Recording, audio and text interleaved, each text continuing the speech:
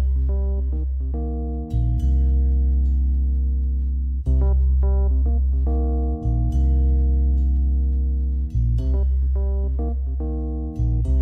and welcome to another episode of Video Game Logic. Today's episode was recorded on June the 15th, 2021.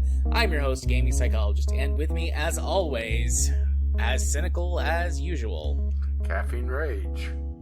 On today's show, we're going to be talking about E3 2021. That's going to be the entire show, as well as a little bit of community comment because I reached out and asked for some. Timestamps will be in the show notes following their respective topics. They're going to be divided into subcategories for the conferences we cover, as well as the community comments stuff. That's it. As well as the community comment stuff. Very professional.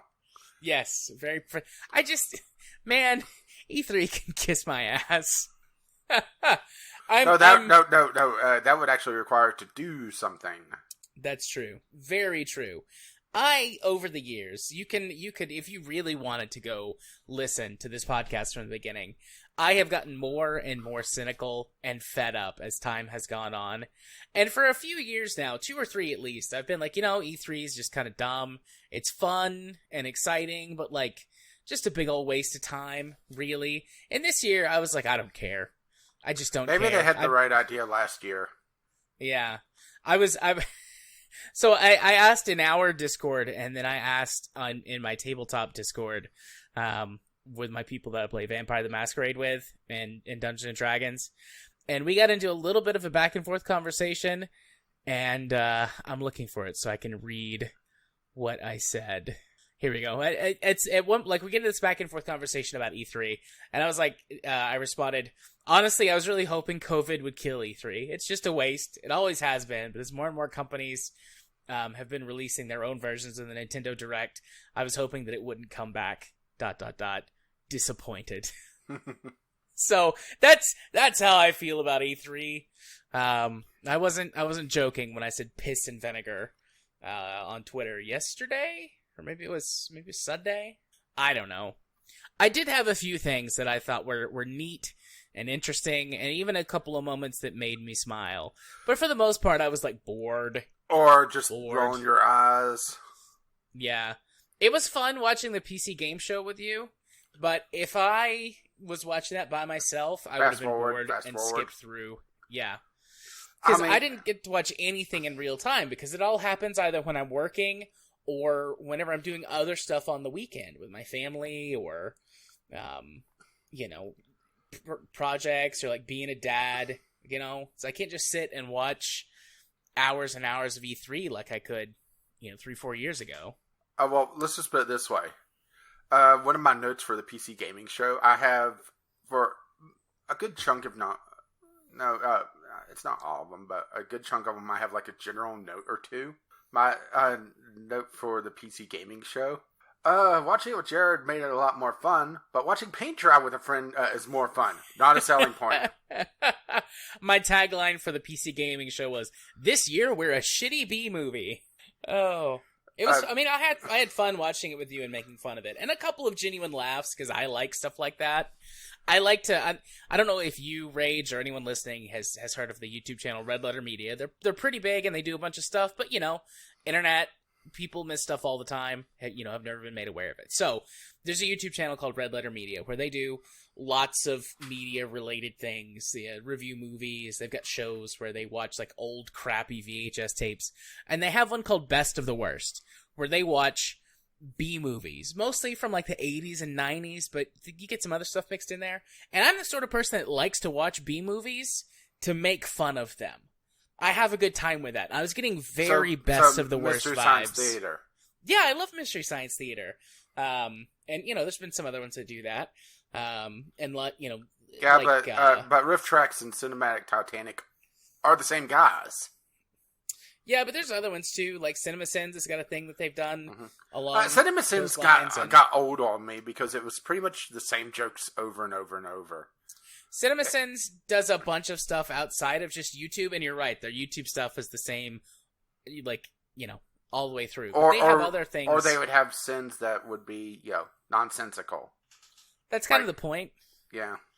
I mean, CinemaSins is just bullshit, and like they know it. Like they've got 2 or 3 podcasts that they do, and I listen to them because they actually are really knowledgeable movie guys when they sit around and talk about movies. Yeah. But they have done riff tracks and things like that before. So there's bunches of people that do that stuff, and I like it. So I got very B movie. We're doing, riff tracks kind of vibes on the PC gaming show. That was fun. And then I really did like the very ending with like the robot. Uh-huh. When he shows up and he's like on the face of the mech. That was a genuine laugh. I was so happy. Oh. Yeah, I mean, you've seen Birdemic, right? Yeah, I've seen Birdemic. I was getting serious Birdemic vibes from the PC gaming show, and that's not a good sign. No. And I'm not just talking about the quality of their effects, but also the acting. Day 9, don't quit your day job. Yeah, no. I was so sad that Mika Burton is a dirty Capellan. Do you think she actually knows what that is? She might. Honestly. Mika Burton actually might. She is a huge nerd, a big weeb. She was worked for Rooster Teeth for a long time, for like 5 or 6 years. She might actually know what that is. Yeah, Cockbite Inc. She might have not. She probably didn't get a choice. They probably just gave her the costume. Like even if she knows, But she might. Mika Burton actually might. I don't know.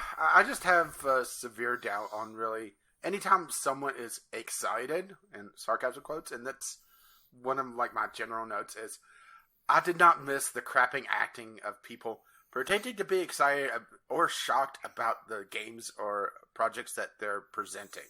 Yeah, corporate hype bullshit. I'm kind of covering my face. It probably sounds weird. I have worked in corporate environments my entire life. I've worked in marketing for a while, writing marketing copy, and believe me, I know some of the tricks of the trade. And yeah, I hate that fake excitement. I used to sit in the corporate 2 or 3 times a year. Like corporate would come down when I worked for Volunteer. And would be like, yeah, one team, one dream. And I'm like, oh my God, kill me now. You don't pay me enough for this. And it's at every organization I've ever worked at, except for a couple of really small places when I was like in high school and in college. I didn't have to put up with that stuff.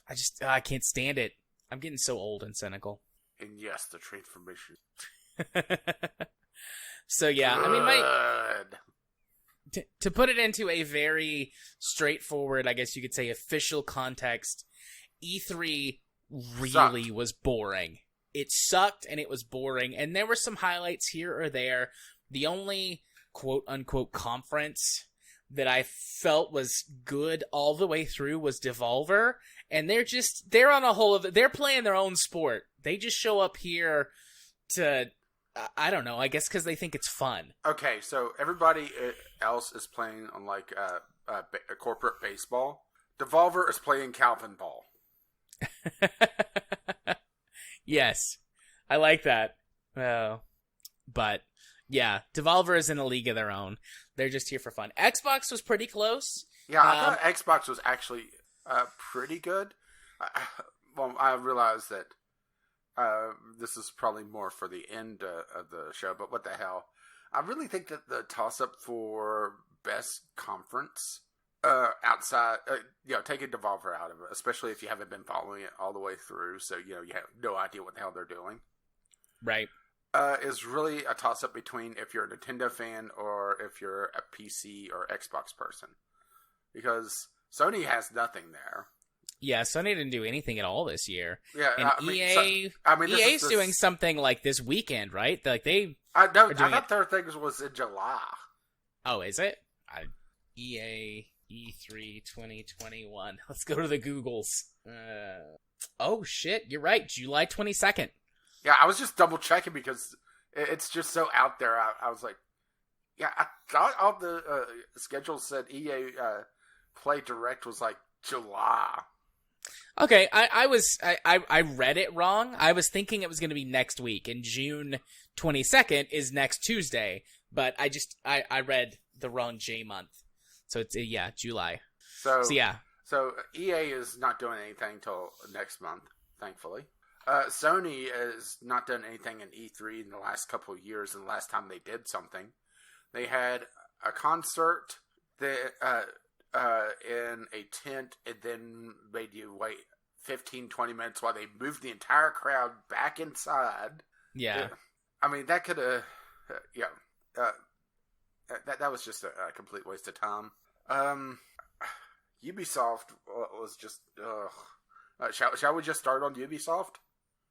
Yeah, well, I do want to, like, kind of agree where you started with this, like, because I don't know if I'll care enough by the end. This will kill me by the end. No, why do you think I'm drinking coffee?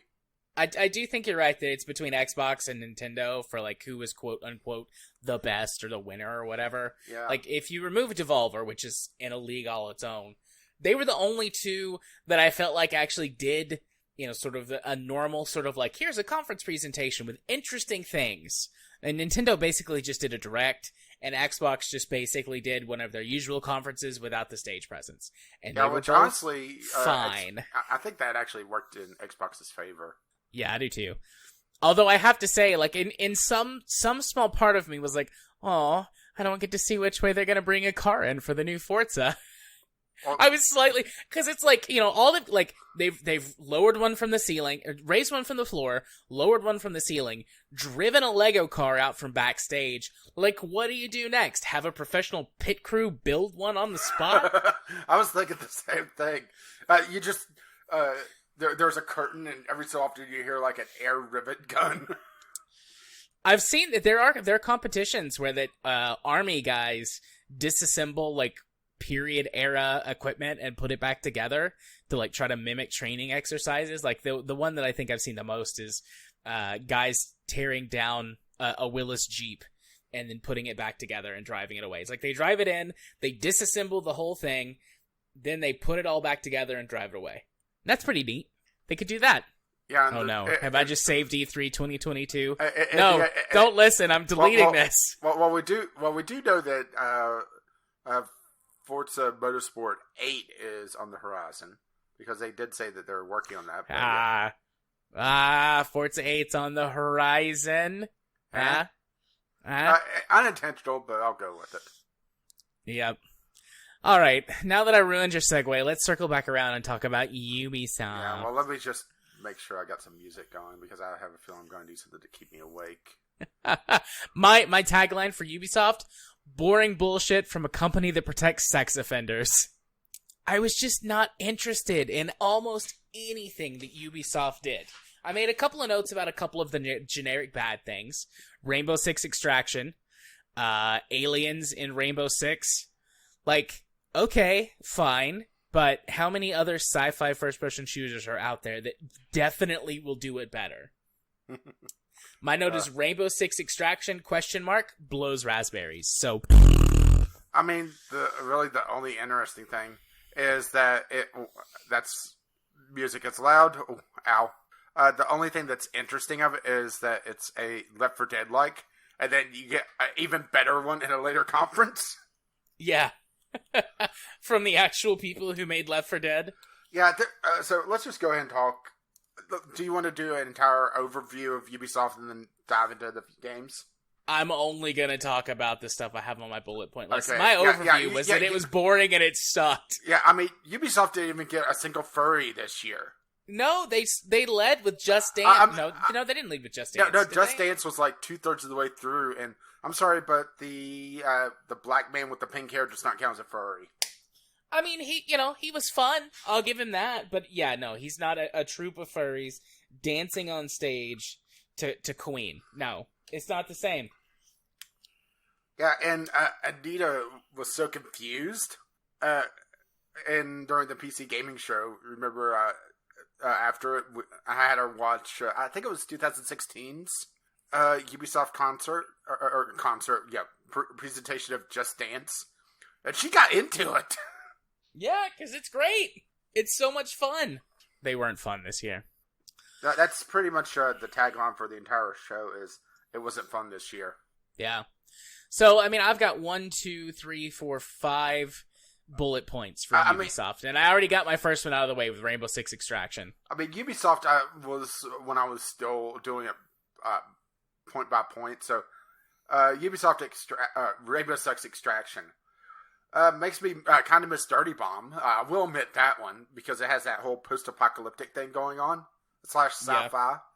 But it just didn't interest me. I mean, I realize that it's co-op focused. It's not a PvP that honestly is kind of grated on me. PvP first-person shooter, mostly because I'm old, I'm fat, my reaction time sucks, my eyesight sucks. Absolutely. And I don't have.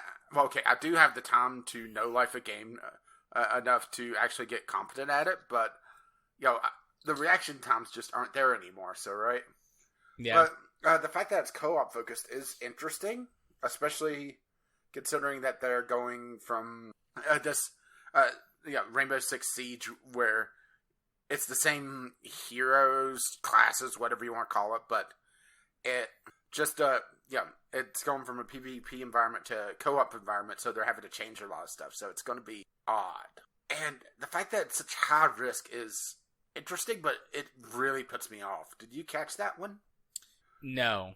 Okay, so here's how I read it, is that each operator, and this is using the Rainbow Six Siege method, where your hero classes have a particular name, and each one is leveled up individually, which is, first of all, fuck, that's a treadmill, right?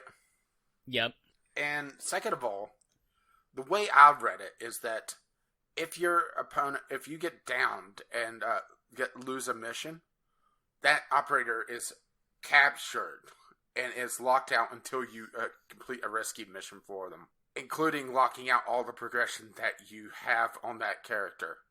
So someone like me that likes to focus on just one or two classes when I'm doing multiplayer or team-based stuff, that is horrendous for me to begin with. It's just, ugh. And also, the game just seems so damn sluggish. I know it's probably just because they're playing on a console and having to, do gamepad controls, but it was actually hilarious whenever there was this big moment in the gameplay trailer where, oh no, something behind me. Slowly turn. Yep. And I know that's epidemic of really most gameplay that you see, but it's just, this one seemed like one of the worst ones for that, where they made the game look so sluggish and really dull. Dull is how I would describe it, both in the way that it played. Like, I didn't watch the whole presentation on it. I got bored. But both in how they presented it, the art style, how generic everything looks. It's like alien zombies with weird, like, I don't know, like pus sack things. Like, whatever. It just looks, it doesn't look interesting or intriguing. It looks as generic as, at first I was confused. Before they, said what it was, I was like, oh, is this like a new Division game? Like, is this like an evolution of the disease from the Division or whatever? And it's like, no, it's Rainbow Six Aliens. But it's like all of their stuff is so interchangeable. It's all so generic. I got bored. Mm-hmm. Well, that's really Ubisoft in a nutshell. Their gameplay is often interchangeable, outside of just theming, especially for like Assassin's Creed, up to maybe the most recent one. Yeah. Unless you're really invested on a particular time frame, you can play any of the Assassin's Creeds and there's no real difference outside of some minor side stuff. So, yeah. So, my next bullet point, I'm going to skip some of the ones I have notes for just because, but Rocksmith Plus seemed interesting. Did you watch that at all? I did. I mean, I'm, somewhat familiar with the original Rocksmith. Mm-hmm. And I was like, oh, it's I do watch Rocksmith. I do watch a couple streamers that do Rocksmith, which is interesting. I mean, it's basically, teaching you how to play a guitar, and with playing with Rocksmith, you're playing along with a song. So, first of all, they're making this a subscription service and adding songs over time. So that kind of puts a nail in the coffin for a lot of streamers, because one of the big things for the streaming side of Rocksmith on Twitch is that they found a way to insert custom songs via a couple of the DLCs. So they were able to put out any song, even though there was kind of like a gentleman's code of we don't, or at least the sites that the streamers I use, that has the gentleman's code of we don't do songs that there's DLC for. So, but that being a subscription service and them also having the ability to remaster the song in it, so it's not adding a custom song, it's changing how the fingerings are in the song. So it would be like going from the bass to the lead guitar, for example. Big whoop, right? Yeah. But that's not really what people really like Rocksmith. There was also no mention of price for the subscription service.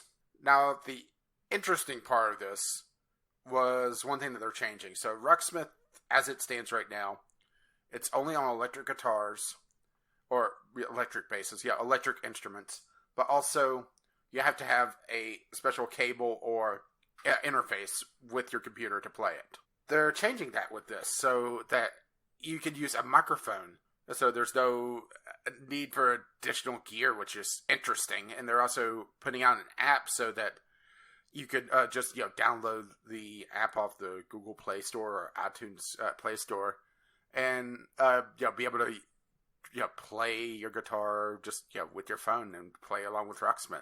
And this is also opens up the gates for acoustic guitars, which obviously did not have an option before. Yeah, that's pretty cool. I didn't recognize that, or I didn't watch the whole thing, so I didn't catch that. Very cool. Yeah, I've thought about getting Rocksmith a couple of times to learn how to play, and every time I'm like, no, I know myself. I'll drop off of this almost immediately. Well, it also sounds like they're making a lot wider a range of music available, because typically Rocksmith is rock music, or right? It's had a very narrow focus. While they highlighted the fact that they're also planning on making a lot more of a broad library. Now, broad does come with the complication of it needs a lot of music, otherwise it's going to be broad but very shallow. Like, there's going to be like 3 country songs, right? Yeah. But it's interesting that they're wanting to take it in this direction.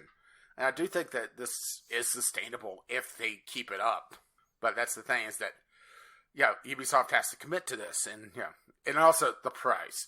No mention of price whatsoever outside of saying it's a subscription service. So that is kind of a rub. So what's your next note? Far Cry.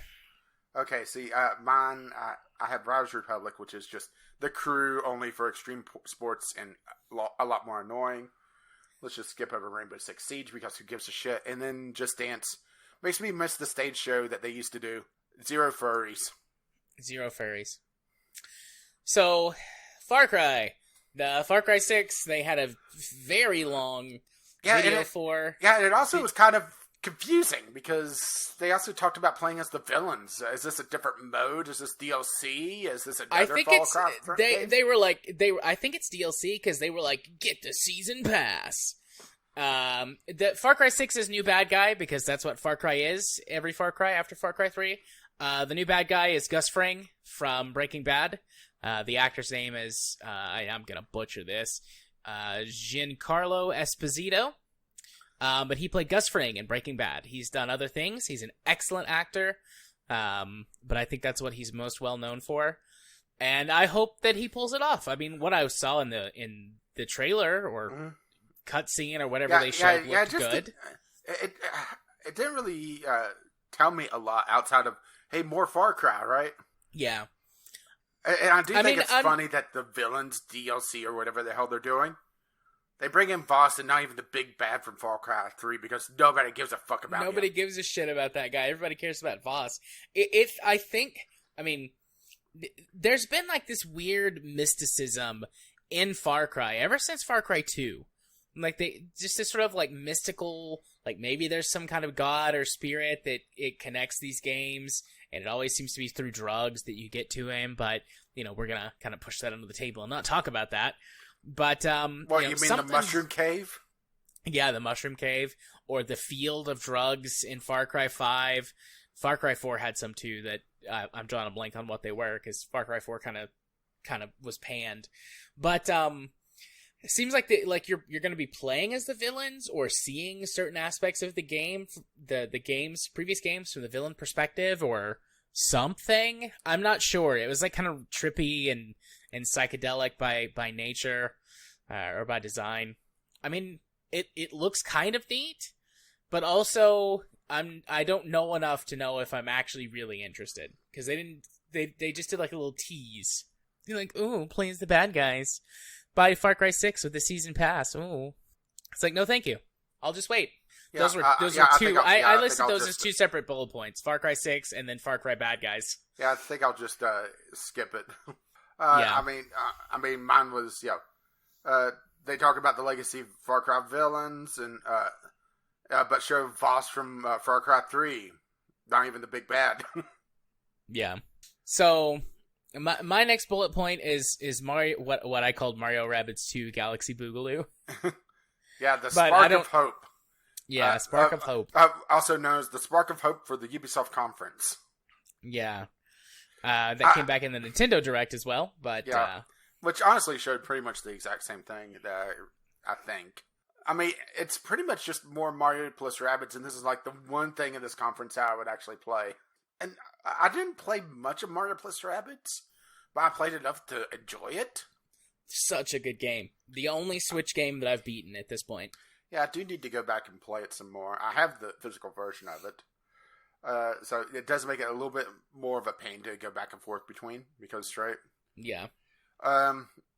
They're adding more Rabbid characters. Rabbid Rosalina was hilarious. Yeah. Rosalina's probably one of my favorite of the quote-unquote princesses. I don't actually know Rosalina. She was in Mario Galaxy, if I recall Super Mario correctly. Galaxy. Yep. And that's one that I never got to play. Yeah, Galaxy was a lot of fun. Galaxy was the most fun I'd had with a Mario game, maybe ever. Like in sort of the Mario mainline games that they do. Mm-hmm. I liked Sunshine more than I think most people did. But Galaxy has been my favorite. Outside the unfortunate name for the final level. What, in Super Mario Sunshine? Corona. I don't remember that. But okay, fair enough. That was back in the GameCube days, like the year 2000 or whatever. I spent 20 years ago. Oh God, help me. Yeah, the final level is Corona Mountain, and I'm not joking. I believe you. They didn't know. And yes, it is just as much of a disease because I've seen some playthroughs of Mario Sunshine, and even people that know what they're doing have trouble with that one just because of some of the camera shenanigans. Yeah.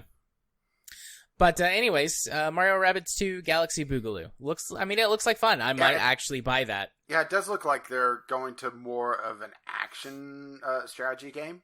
Yeah. And it also looks like, and correct me if I'm wrong on this, they're kind of divorcing themselves away from the grid system.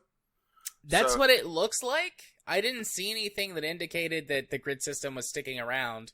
But because I'm not sure. When I was watching the gameplay, I was thinking, wait a minute, wasn't the first one on a grid, like XCOM-like? Yep, it was an XCOM Lite. That's how I heard everyone describe it. So it's sounds like they're making it with a lot more freedom of movement, which is good. Yeah, I think that could be good. Put more of those levels to use. But they didn't really give the details on it. So I got one more bullet point on this one. I do too. What's yours? Avatar: Frontiers of Pandora. Hey, me too. Well, there's only one more game on this one, so it has to be. Yeah, but you could have had something else. My first note on this is, so is this going to be as bland as the movie? I mean, they gave no details out on this. And Pandora, I should say movie Pandora, because there was a video game of Avatar, because of course there was. There were 2 or 3 different ones. Well, I've played 2 of them. I played the one for the Wii and the one for Xbox 360. It's amazing that they were able to make the graphics so beautiful, but also make the world of Pandora look so bland. In what? The trailer they yeah, showed or the older game? The trailer that they showed, because Pandora, it was basically walking into like a head shop with a black light. Yeah. And in the trailer, when they showed the nighttime stuff, it looked like really any other nighttime video game shot. I was getting, and I don't know if this is true or not because they didn't show any gameplay. It was just a trailer, but I did get some vibes of the Xbox 360 game, which was just called James Cameron's Avatar, the game. Mm-hmm. But that was a decent third-person action game, and it was either a shooter or a brawler, depending on whether or not you played the humans or the blue people, the Na'vi. Yeah, the Na'vi. Yeah. And it was a pretty good game. I mean, it wasn't great, but it was a pretty good game. And yes, Giant Smurfs. So if it's like that, like a solid, B- game, like for $20, you have a good time over a weekend with it. I would be okay with that. I doubt that's what it'll be. They'll probably ruin it by making it overcomplicated or making it boring. Or just another oh my god. Shitty Assassin's Creed Avatar game. No, I'm expecting open world survival.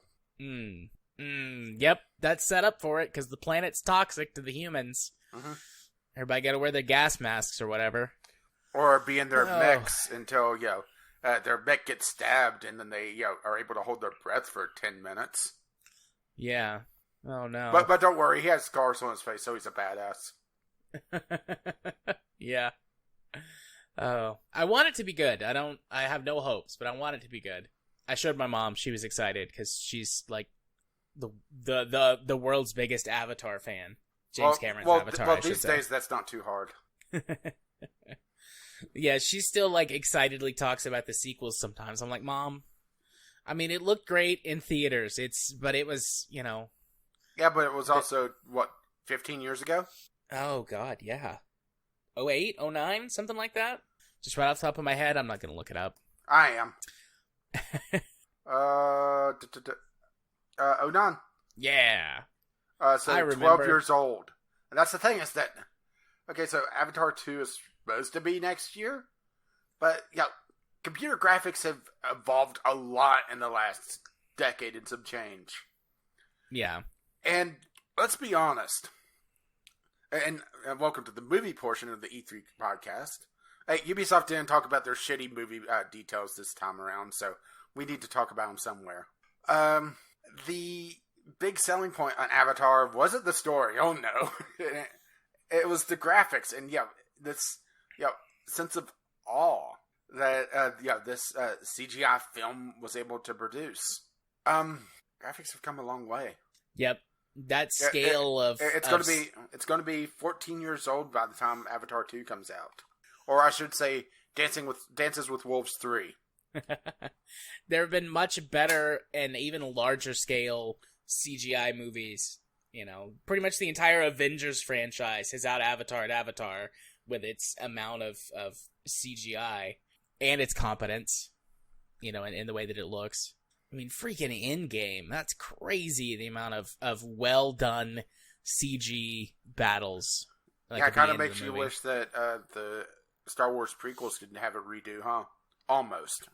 Well, that and have George Lucas actually on like a short leash. Oh, the Star Wars prequels. The second one especially, Attack of the Clones. That battle scene on Geonosis looks so bad. It's very clear, yes, CG. A little bit better for Revenge of the Sith. Not super great, but a little better. Doesn't look like a PS2 cutscene. Yeah, and that's the thing. Our Matrix Reloaded, the Burly Brawl. Mm-hmm. Yeah. Doesn't look good. I mean, it's still a lot of action, so, I had some of it. Yeah. But, anyways, there's no good segue out of this into Devolver, so Devolver Digital. Oh, no, we're rebooting the conversation. That's right. Oh, good one. Yeah, we'll reboot the conversation. And that's what Devolver Digital did with their showcase this year. They rebooted their E3 cinematic universe. Yeah, they started off in a conference room showing clips of the previous ones as a marketing pitch, and they shot it down like, no, we're not doing that. You're an asshole. Yeah. It was great. I love meta stuff especially when it's done well. And Devolver definitely has done it well. They've done it well for 5 years in a row now. And I think this was perfect because like after last year, like how do you keep escalating, you know? Like they had to reset it somehow or they had to keep escalating and they reset. But then also in some ways escalated and then like tied it into like real world because like at the very end it's like a COVID vaccine like fever dream. When she wakes up, my phone's not on silent. Carry on. Yeah, I just have no idea where they're going with it next year, and I love it because Yeah. And their big thing this year was attacking subscription gaming, and that made me feel attacked. You know? Yeah. Because we'll get into that when it comes to the Microsoft conference. Hint, hint. So it was Devolver. Oh, now I'm blanking on the actual name of it. I have it. The Devolver Max Pass Plus presentation. Yes. That was the thing. I didn't make any notes for their games. Devolver, the games that they make that I like are really good, but they generally have very niche games that I'm not interested in. Yeah, I have 3 games that I've highlighted, which I'll talk about. And all of them have just like one note. They, whenever they talk about a game, it's usually just the trailer and maybe talk about it just ever so slightly. But Devolver, they make very niche games. They make very weird games, but they tend to make very good games. And, I applaud them for that. They usually are pretty good quality, and even if they're not my thing, I can, recognize that's a good game. Like, Enter the Gungeon. I'm terrible at it, but I recognize that it's a good game. Yeah, agreed. So, the first one I highlighted was Wizard with a Gun, which is essentially Don't Starve, only in a sci-fi universe with magic.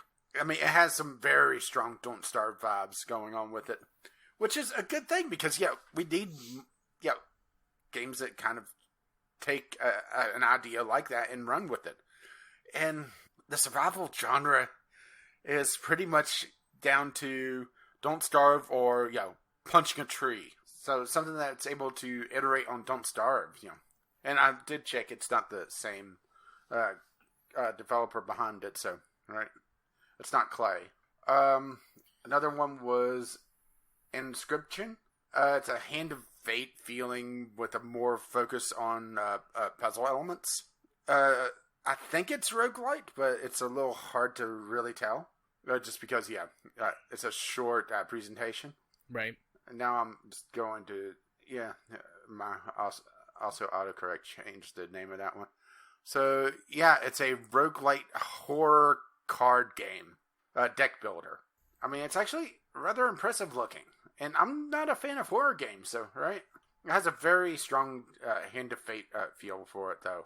And the last one I highlighted was Tumble Time, which is their mobile game. Just because they're making fun of mobile games. I guess it's going to have ads. Yes, it's going to have microtransactions. Deal with it. I mean, at least they're open about it, right? Yeah. And I like every time that they talked about a game, they said premium purchase. Because their entire thing was the Max Pass Plus.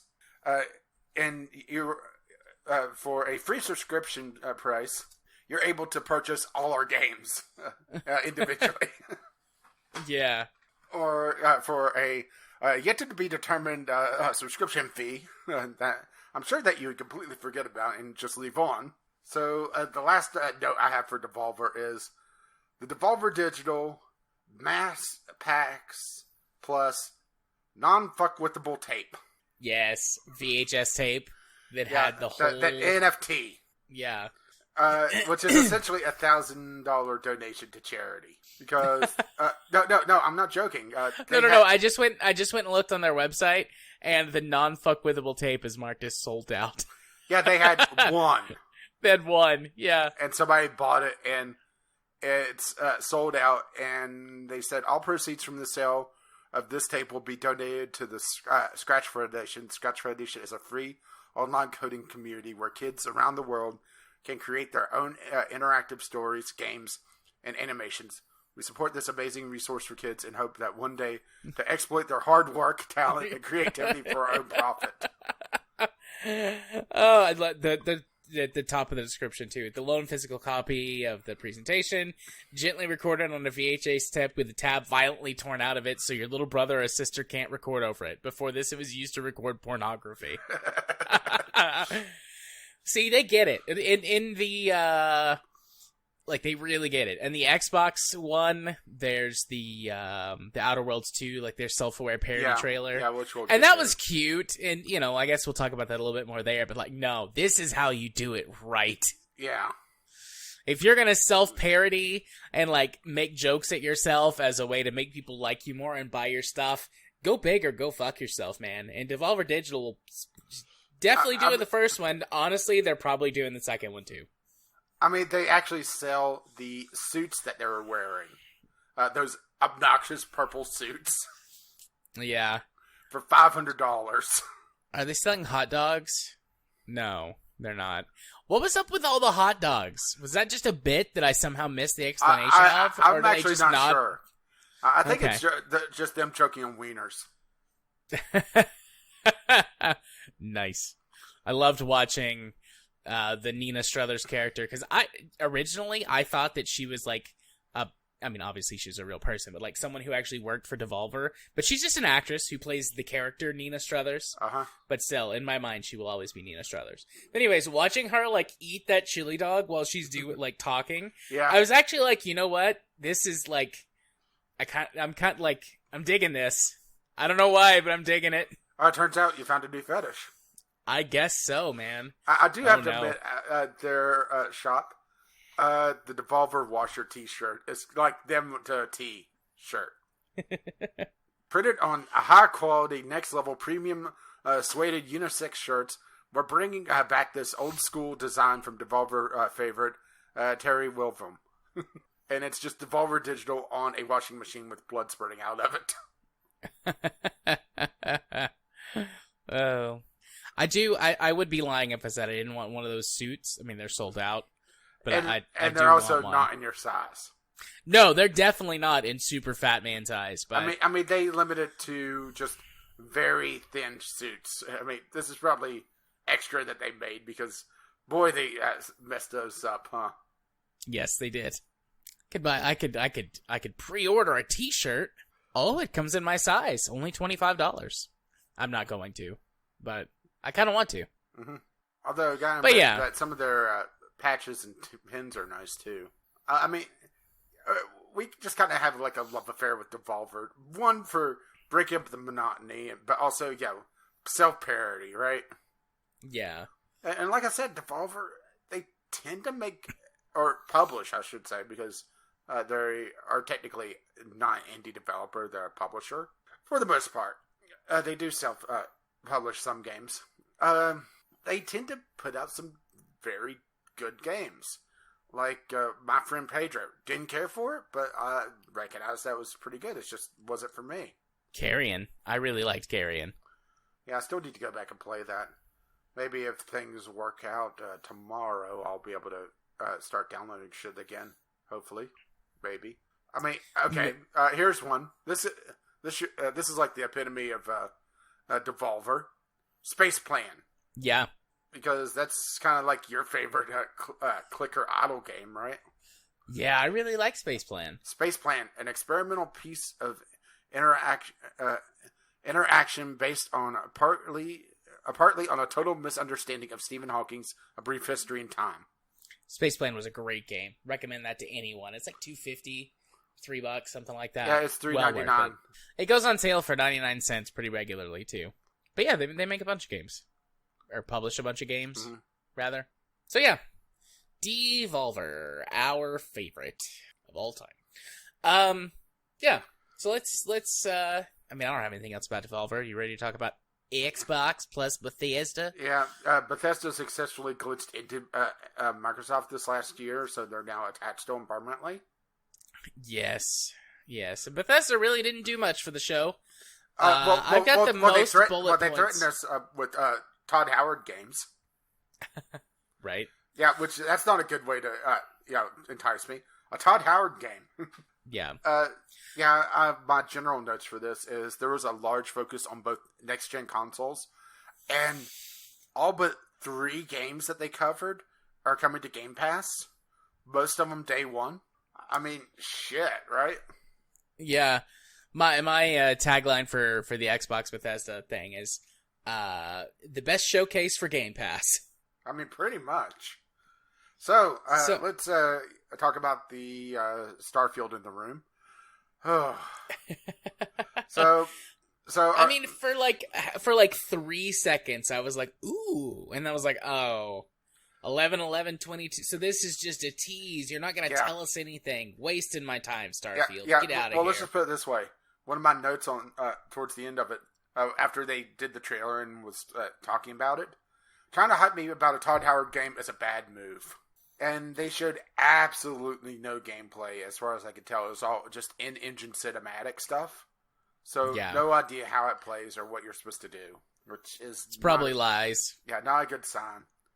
My impression, and this is wild speculation, stabbing in the dark, is that they're going to do some big exploration survival type game. That's the vibes I got from the teaser, and I got like some real. I was gonna say I got some real hardcore like Star Citizen or maybe even like some No Man's Sky vibes out of that trailer. And if you do it good, I'm there for that. But if you don't, this is a Todd Howard game. Todd Howard game. Yeah. Bethesda's bug. I mean, one of the notes I have is Star Citizen is getting beat to release again. Again, yeah. But I mean, I didn't have any other notes on it. The trailer looked nice, but it's just a teaser trailer with no real information. So they did highlight that there's going to be mechs of some sort because there was one mechs. Yeah, there was one walking by, and before they announced what it was mechs, a new Alien game. And the mech climbed into the spaceship, so you get a mech, maybe, possibly, or you have to fight the mech, or you have to make sweet, sweet love to the mech. I mean, I'm there for that. I'm doing that every day, anyways. So, I guess we'll see next year's E3 how this shakes out, huh? Man, I hope there's not an E3 next year. Surprise, there's my feelings on E3. Okay. Thoughts on that one.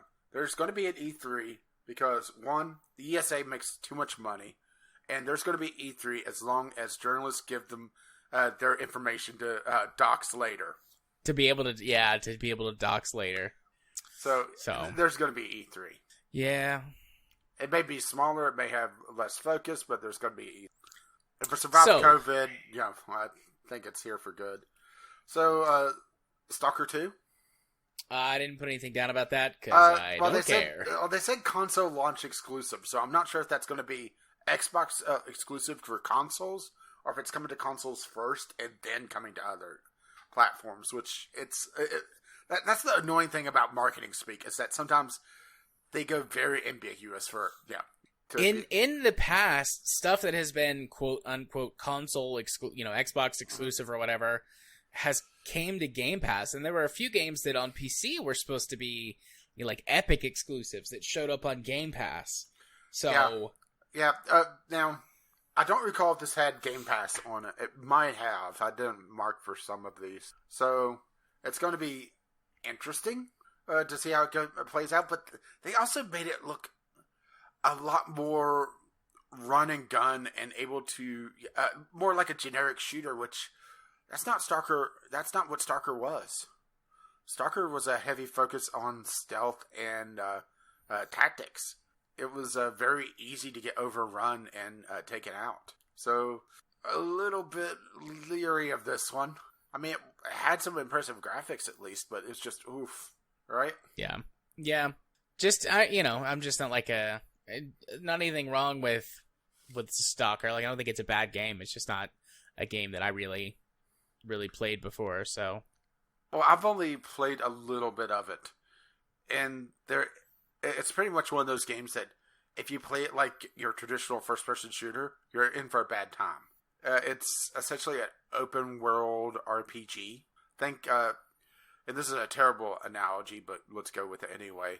the Fallout games, Fallout 3 and New Vegas and the like, where it's a RPG shooter hybrid, only a lot more of an emphasis on survival. So yeah, the fact that they showed so much gameplay involving just shooting down everything is a little troublesome. I'm hoping it's just them trying to make for an interesting trailer. Yeah. So now we out Left 4 Dead, Ubisoft, right? Yep. Back for Blood. My first note for this is very Left 4 Dead like in a good way. Oh, it's the developers of Left 4 Dead. Yeah, that was pretty much my exact thought process. Was like, oh, this looks a lot like Left 4 Dead. Is somebody making a spiritual successor, a sequel? Yeah, the developers. Like, from the developers of Left 4 Dead. It's like, yes, okay, I see. Yeah, so, all right, I'm on board for this. So there's a PvP mode and a 4-player co-op, just like Left 4 Dead. But the one thing that caught my eye on this was they're really using next gen hardware because, or I should say, modern PC hardware. Is that Left 4 Dead, they always had a trouble with just the number of zombies you were dealing with. Even in the hordes, there wasn't a ton of zombies. And this, there was a lot of zombies you had to deal with just as general stuff. And that actually looked somewhat interesting to me because of it. I guess Left 4 Dead always just felt very empty because of, PC hardware at the time. You couldn't do, mass hordes of zombies. So this is going to be an interesting one, and it is coming to Game Pass day one, so that's one we could check out. Maybe do it some sort of game night. We should definitely check that out on day one. Well, maybe not exactly on day one, but we should definitely check that out. Day 4 then. Day 4. There you go. Perfect. I could skip the next one because it was just Game Pass day 1, no gameplay shown. Sea of Thieves is getting a Disney crossover. Yeah, I didn't put anything down about that.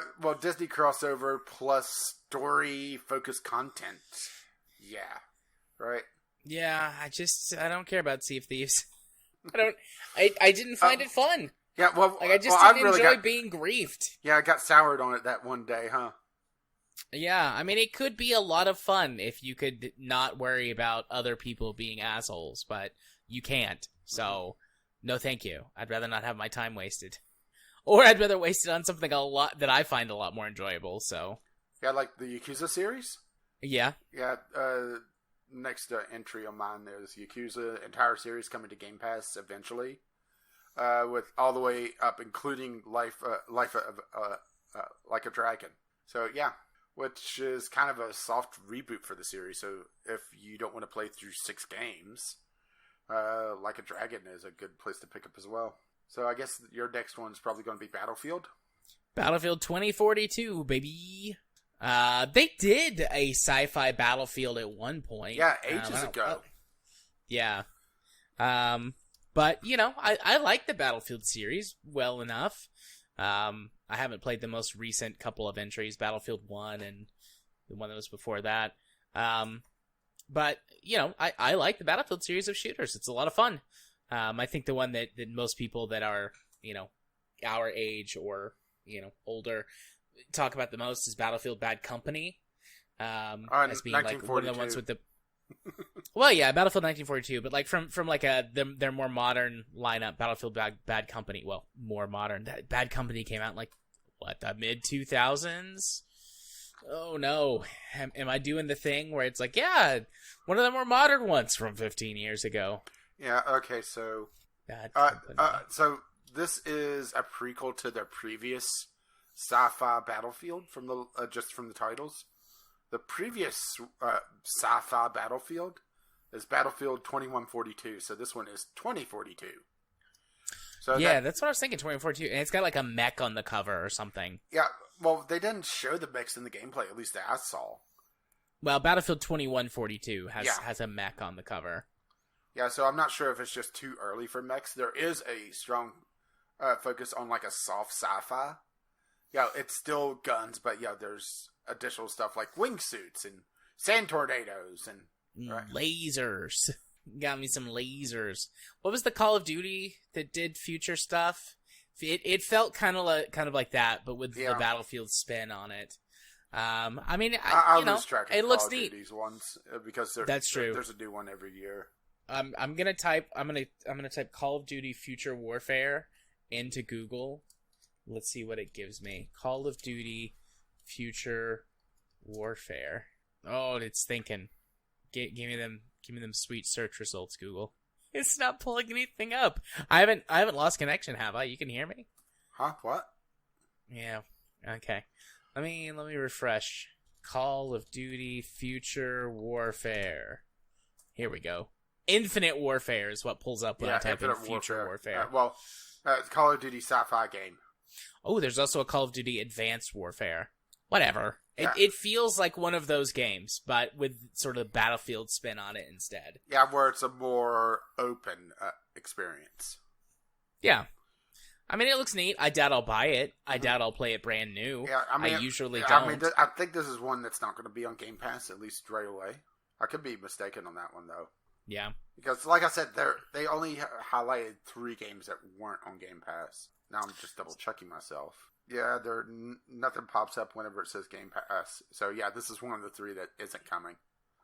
So, the Xbox conference is another one that I kind of highlight every game. The next one is 12 minutes, console launch exclusive, Game Pass, interactive thriller, top-down perspective. Looked interesting. Yeah, 12 minutes was shown off in like a super quick teaser at 2019's E3. I assume that COVID slowed development on that. Yeah. It looks neat, though. Yeah, 2021 is going to be like the year that COVID hit the hardest because everything that came out last year was going to be stuff that, or last year into this year, it was stuff that was on the last leg of things.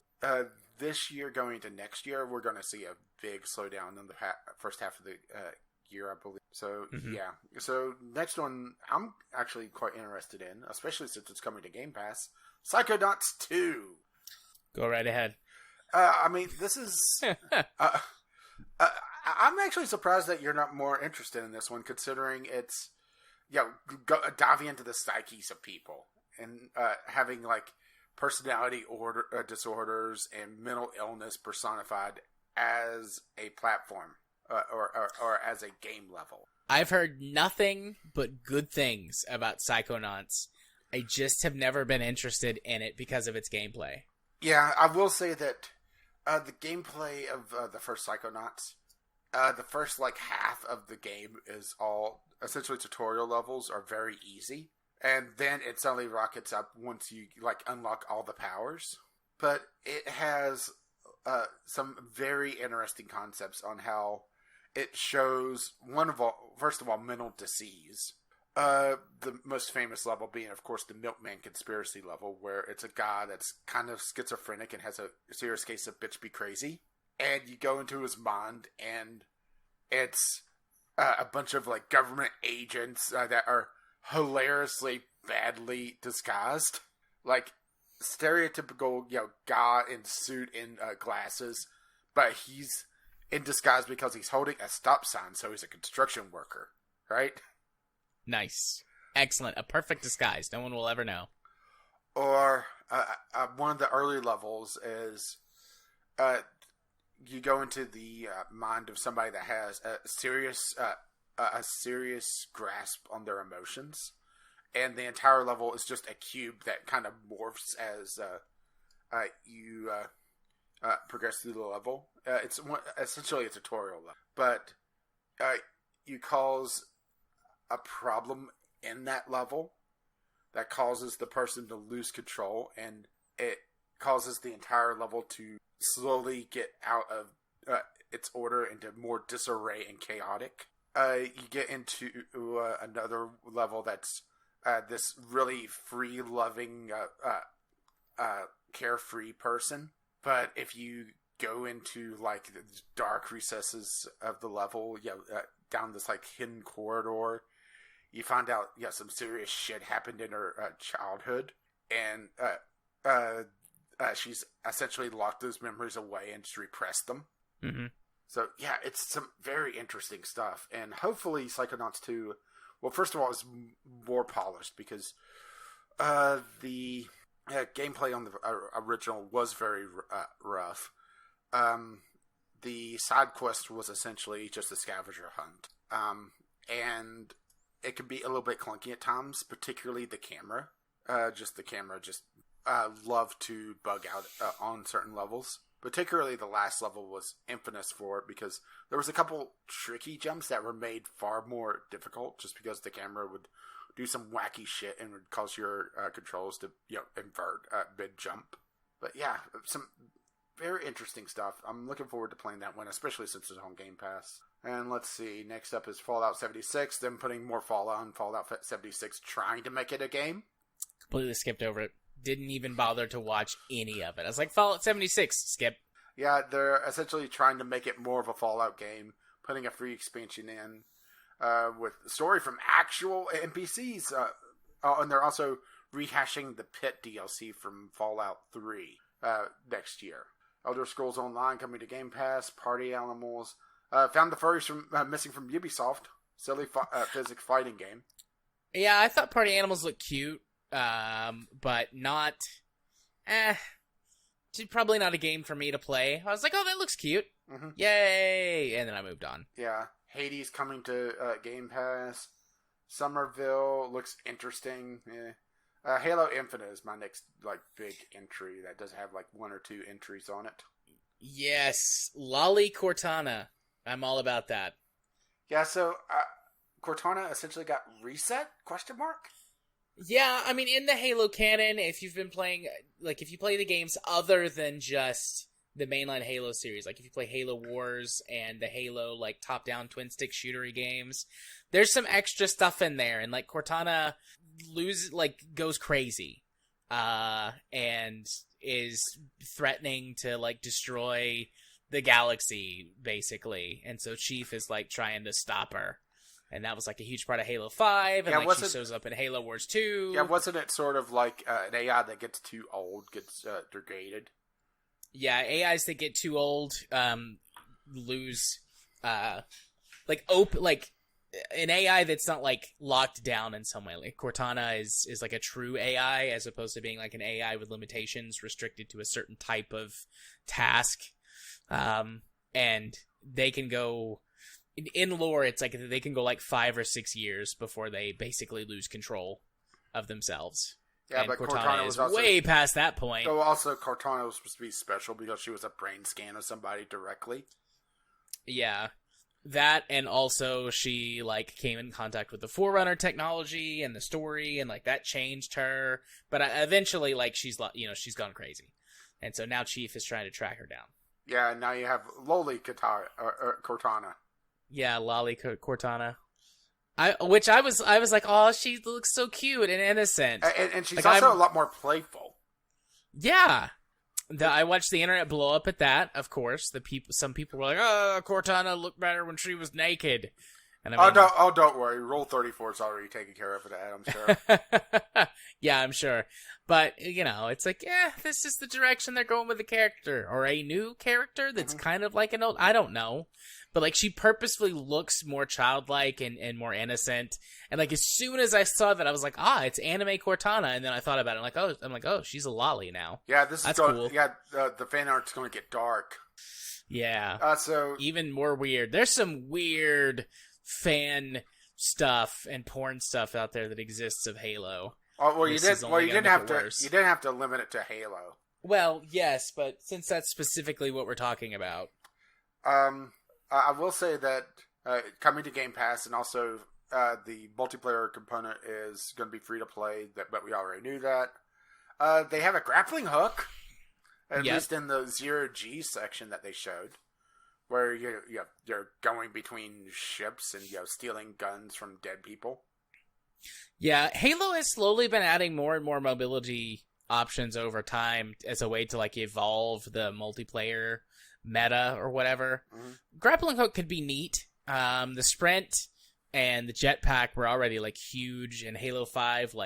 There was a double jump thing, and you could vault over. I think that's what it's called. When you run and jump over something. But it was a move you could do to slide and pick up speed.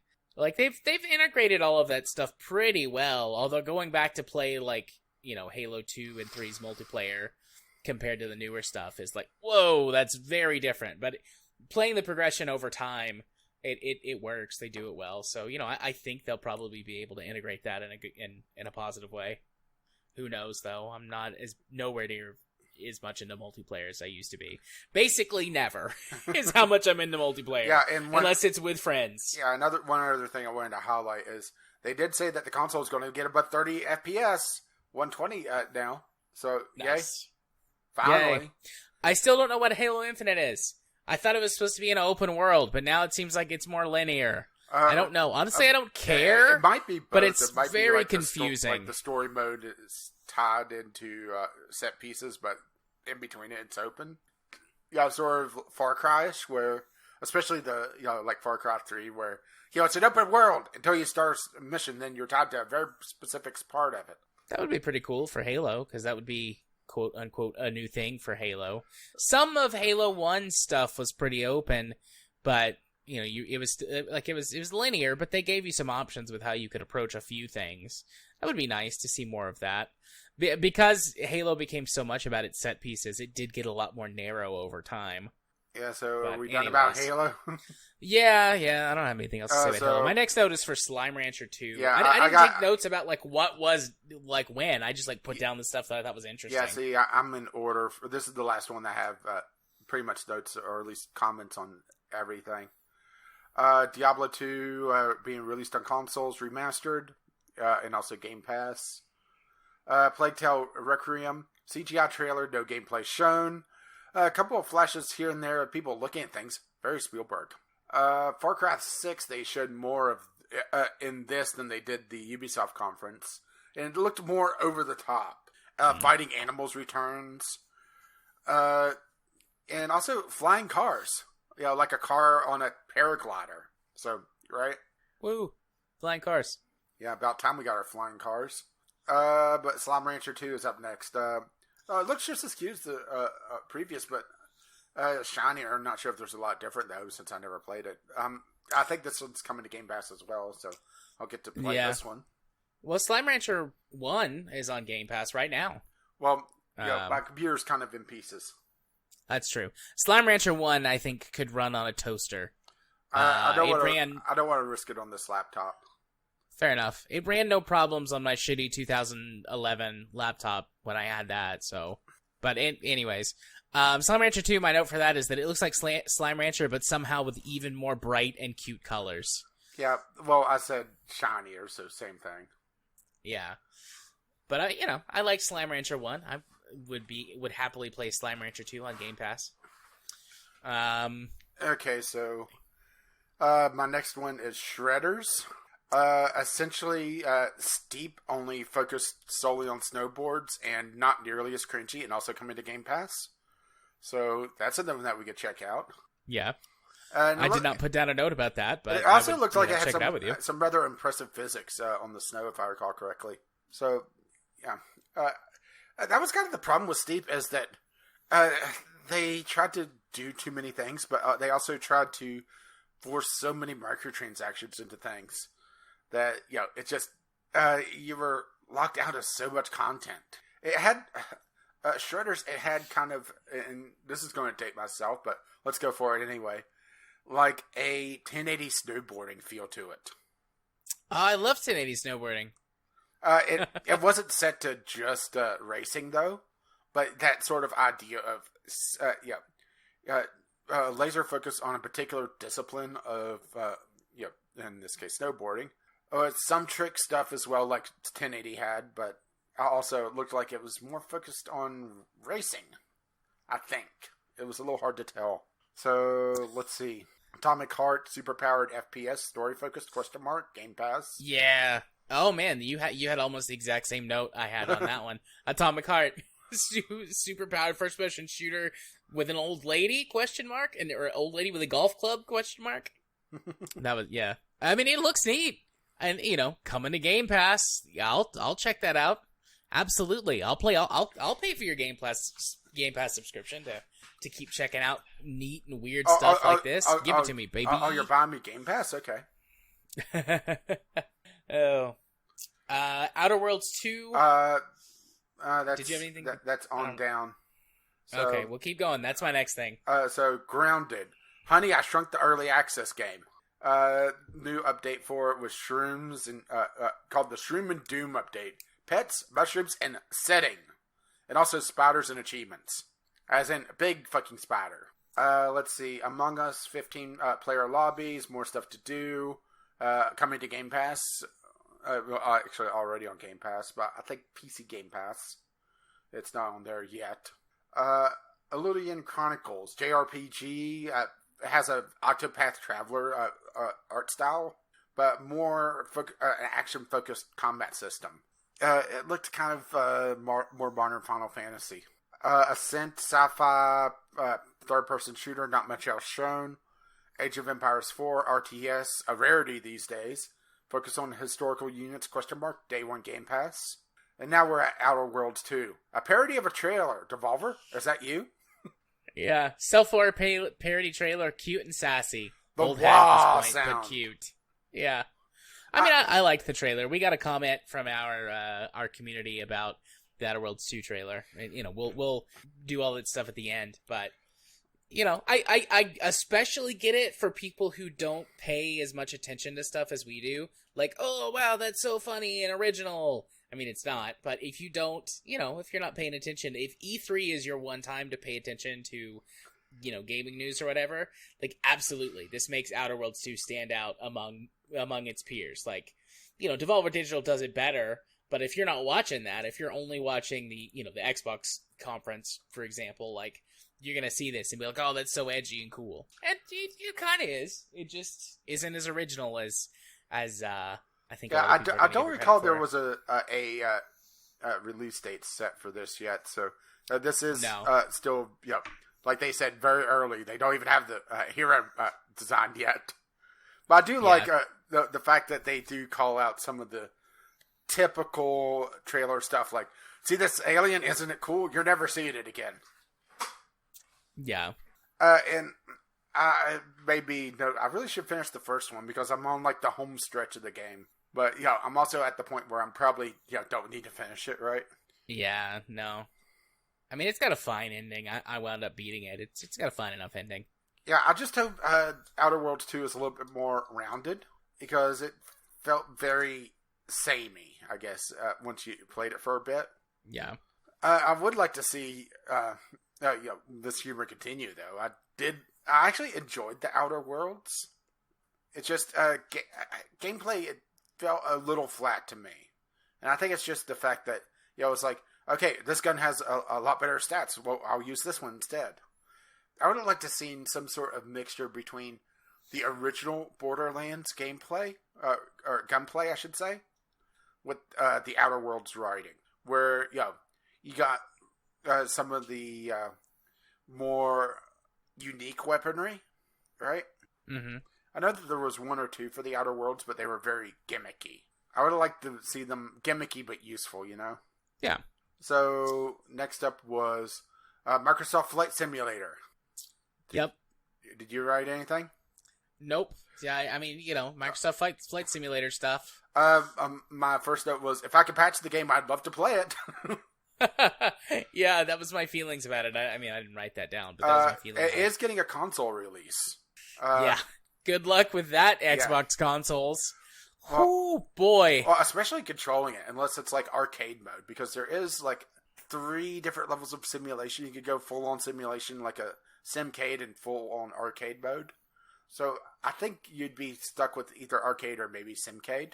I mean, I could see using the full sim mode either in one of two ways. Just having like a button, one of the buttons on the controller sort of freezes things so you can look around in the cockpit and interact with stuff. Mm-hmm. Or if they somehow, I doubt they'll do this, but if they somehow integrate the Kinect, although there are a couple of flight sticks that work on the Xbox console itself. I mean, they could do that. Or have some sort of like a special chat pad with like all the switches. You could use multiple controllers to do it too, because Xbox has got some mode.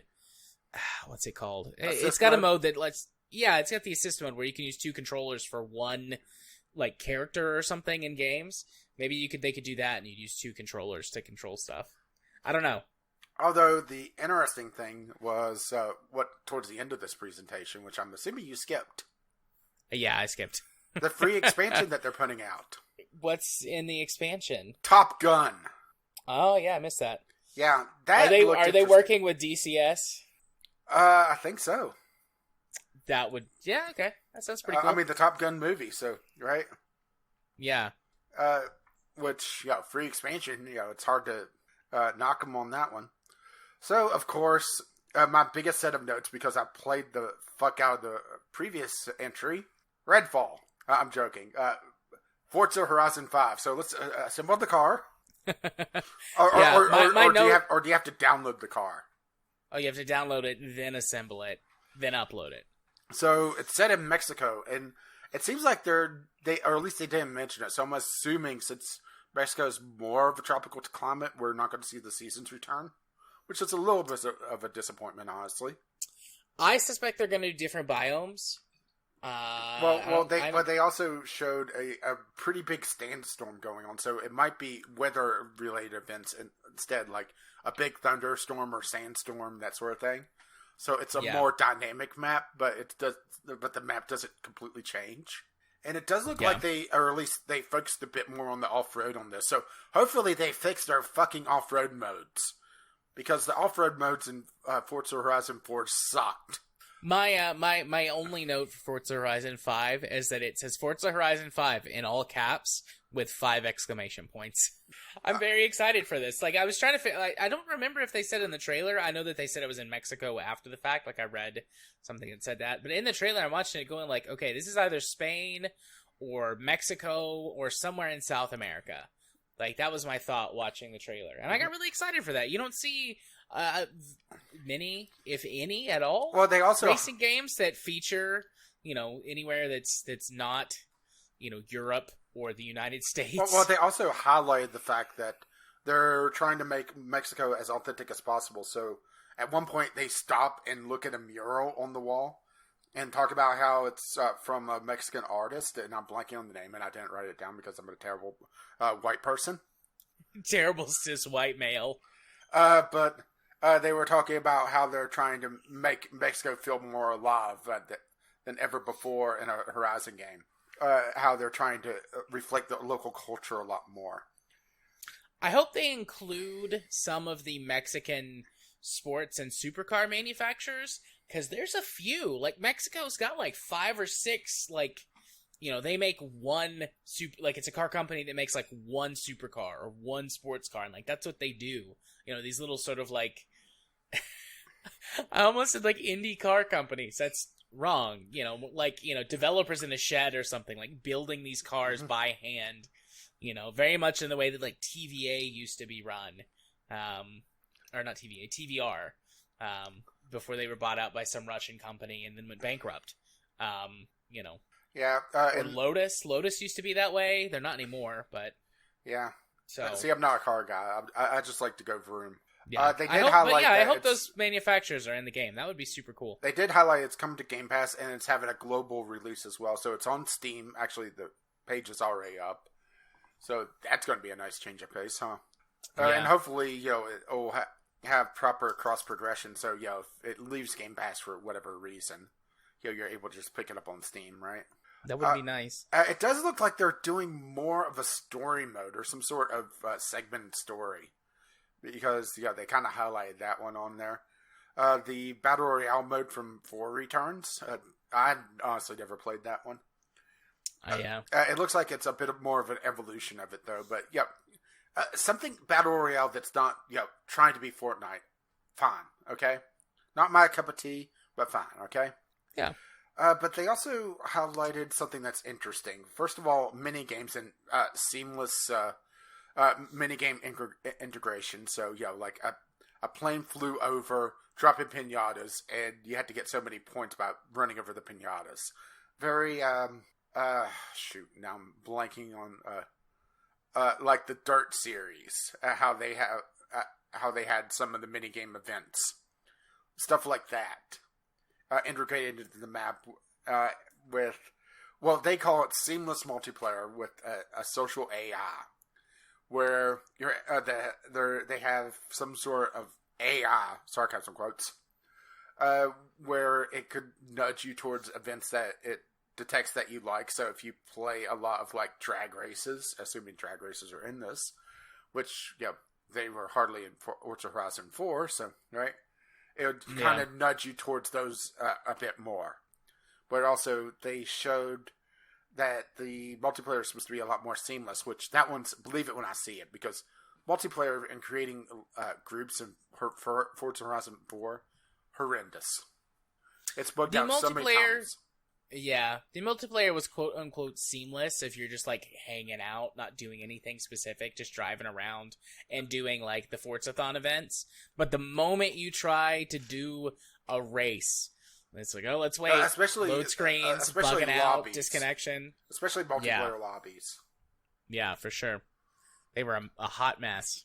Yeah, and one other thing is that they're having what they call the Events Lab, which is a level creator, Mario Maker-esque stuff, where you're able to have more creative control over how your event is built. Which, they have that or they released that late in Horizon 4's life. But the problem with this is that they need some sort of content searching tool or curation, because there's so many of those events that are just dull. You eventually come up with something that's interesting. Some of the maze events actually was quite neat. One of my favorite ones is like this really tight maze built on the drag strip in Horizon 4. And you're driving a peel. And it feels very like that, much like that Top Gear episode, just wandering around trying to figure out where you're supposed to go. It's not a long level, and the way that they did the event, the mini-map is useless to you. So it's just, trying to figure out the maze on your own, which I liked. They showed some sort of bowling mini-game that they were doing. So there's possibility here of a lot of content and a very long tail on how much gameplay you have. But like I said, for the player-created stuff, it comes down to curation and proper sharing and two, searching, which I'm assuming they're going to carry on the content creator ID codes from Horizon 4, which will make it a little bit easier, but yeah. So, excited for it, though. I'm looking forward to playing it. Hopefully the computer runs it, because the game looked pretty damn pretty, huh? Yeah. Especially for an open world game. So, I only got 2 more entries on my list, then we get to the PC Gamer Show, where I'm no longer doing bullet points for each thing. I only have 1 more entry on my Xbox list. Redfall, single player and multiplayer shooter, co-op ? Didn't give a ton of info on how it's played or what it is. And then, the fridge. Xbox mini fridge. This is something you completely missed. I didn't. I completely missed it because you said it was after, and the list that I had that was like, here's the timestamps for all the things, didn't include the mini fridge. So, and you thought I was fucking with you, didn't you? I did. I thought that it was like a joke or something, but no, they're really making a mini fridge that looks like the Xbox, the new one, the Xbox cheese grater. Xbox, yeah. Which I think is great that they're leaning into the meme a little bit. It's probably going to be like $500. Yeah. At the time when we looked the other day, there were no prices released. Yeah, and people were trying to estimate how much it would be, and you can get a good sense of the scale on it, because whenever they showed the graphic of it opening up, it shows like 3 tiers of cans in it. That's definitely not just energy drinks. So yeah, it's not going to be a huge mini fridge. It's going to be a decent sized one, though. Yeah, just like a decent mini fridge. And I mean, you can get a pretty decent mini fridge for $150 to $200 at like, Lowe's or Home Depot or something like that. So I fully expect, looks like they're predicting 3. I expect it to probably be double that because, first of all, Xbox branding, and it's going to be a collectible. Yeah. This is saying that there's still no official word. This article is from yesterday. There's still no official word from Microsoft on the cost of the Xbox mini fridge. Our cost prediction says that it will be anywhere from $200 to $500. Well, yeah, that's useless. That's a hell of a range. That's a big range. I mean, if it was $200, I might buy an Xbox mini fridge for $200. I might buy the meme for $200. But if they want $500 for that mini fridge, which I could totally see them wanting $500, I'm not going to pay that. Especially, I'm just waiting for somebody to put a gaming PC in the Xbox mini fridge, because it's going to happen. That'll definitely happen on some TechTuber channel. And it's also going to get overclocked the fuck out of it because it's in a fridge. That doesn't work for cooling. I've seen some videos. Okay, I've seen some TechTube videos where they put PCs in like fridges and freezers, and they don't work because they're not meant to like actively cool at that rate. Yeah, it's just to hold the temperature.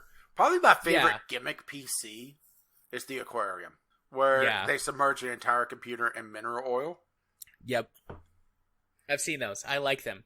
It would be horrendous to use for a long period of time, but it's also one of those gimmicks that I could see that at like a tech shop, you know? Yeah, absolutely. That would be a great display piece at your PC shop or PC repair place or something like that.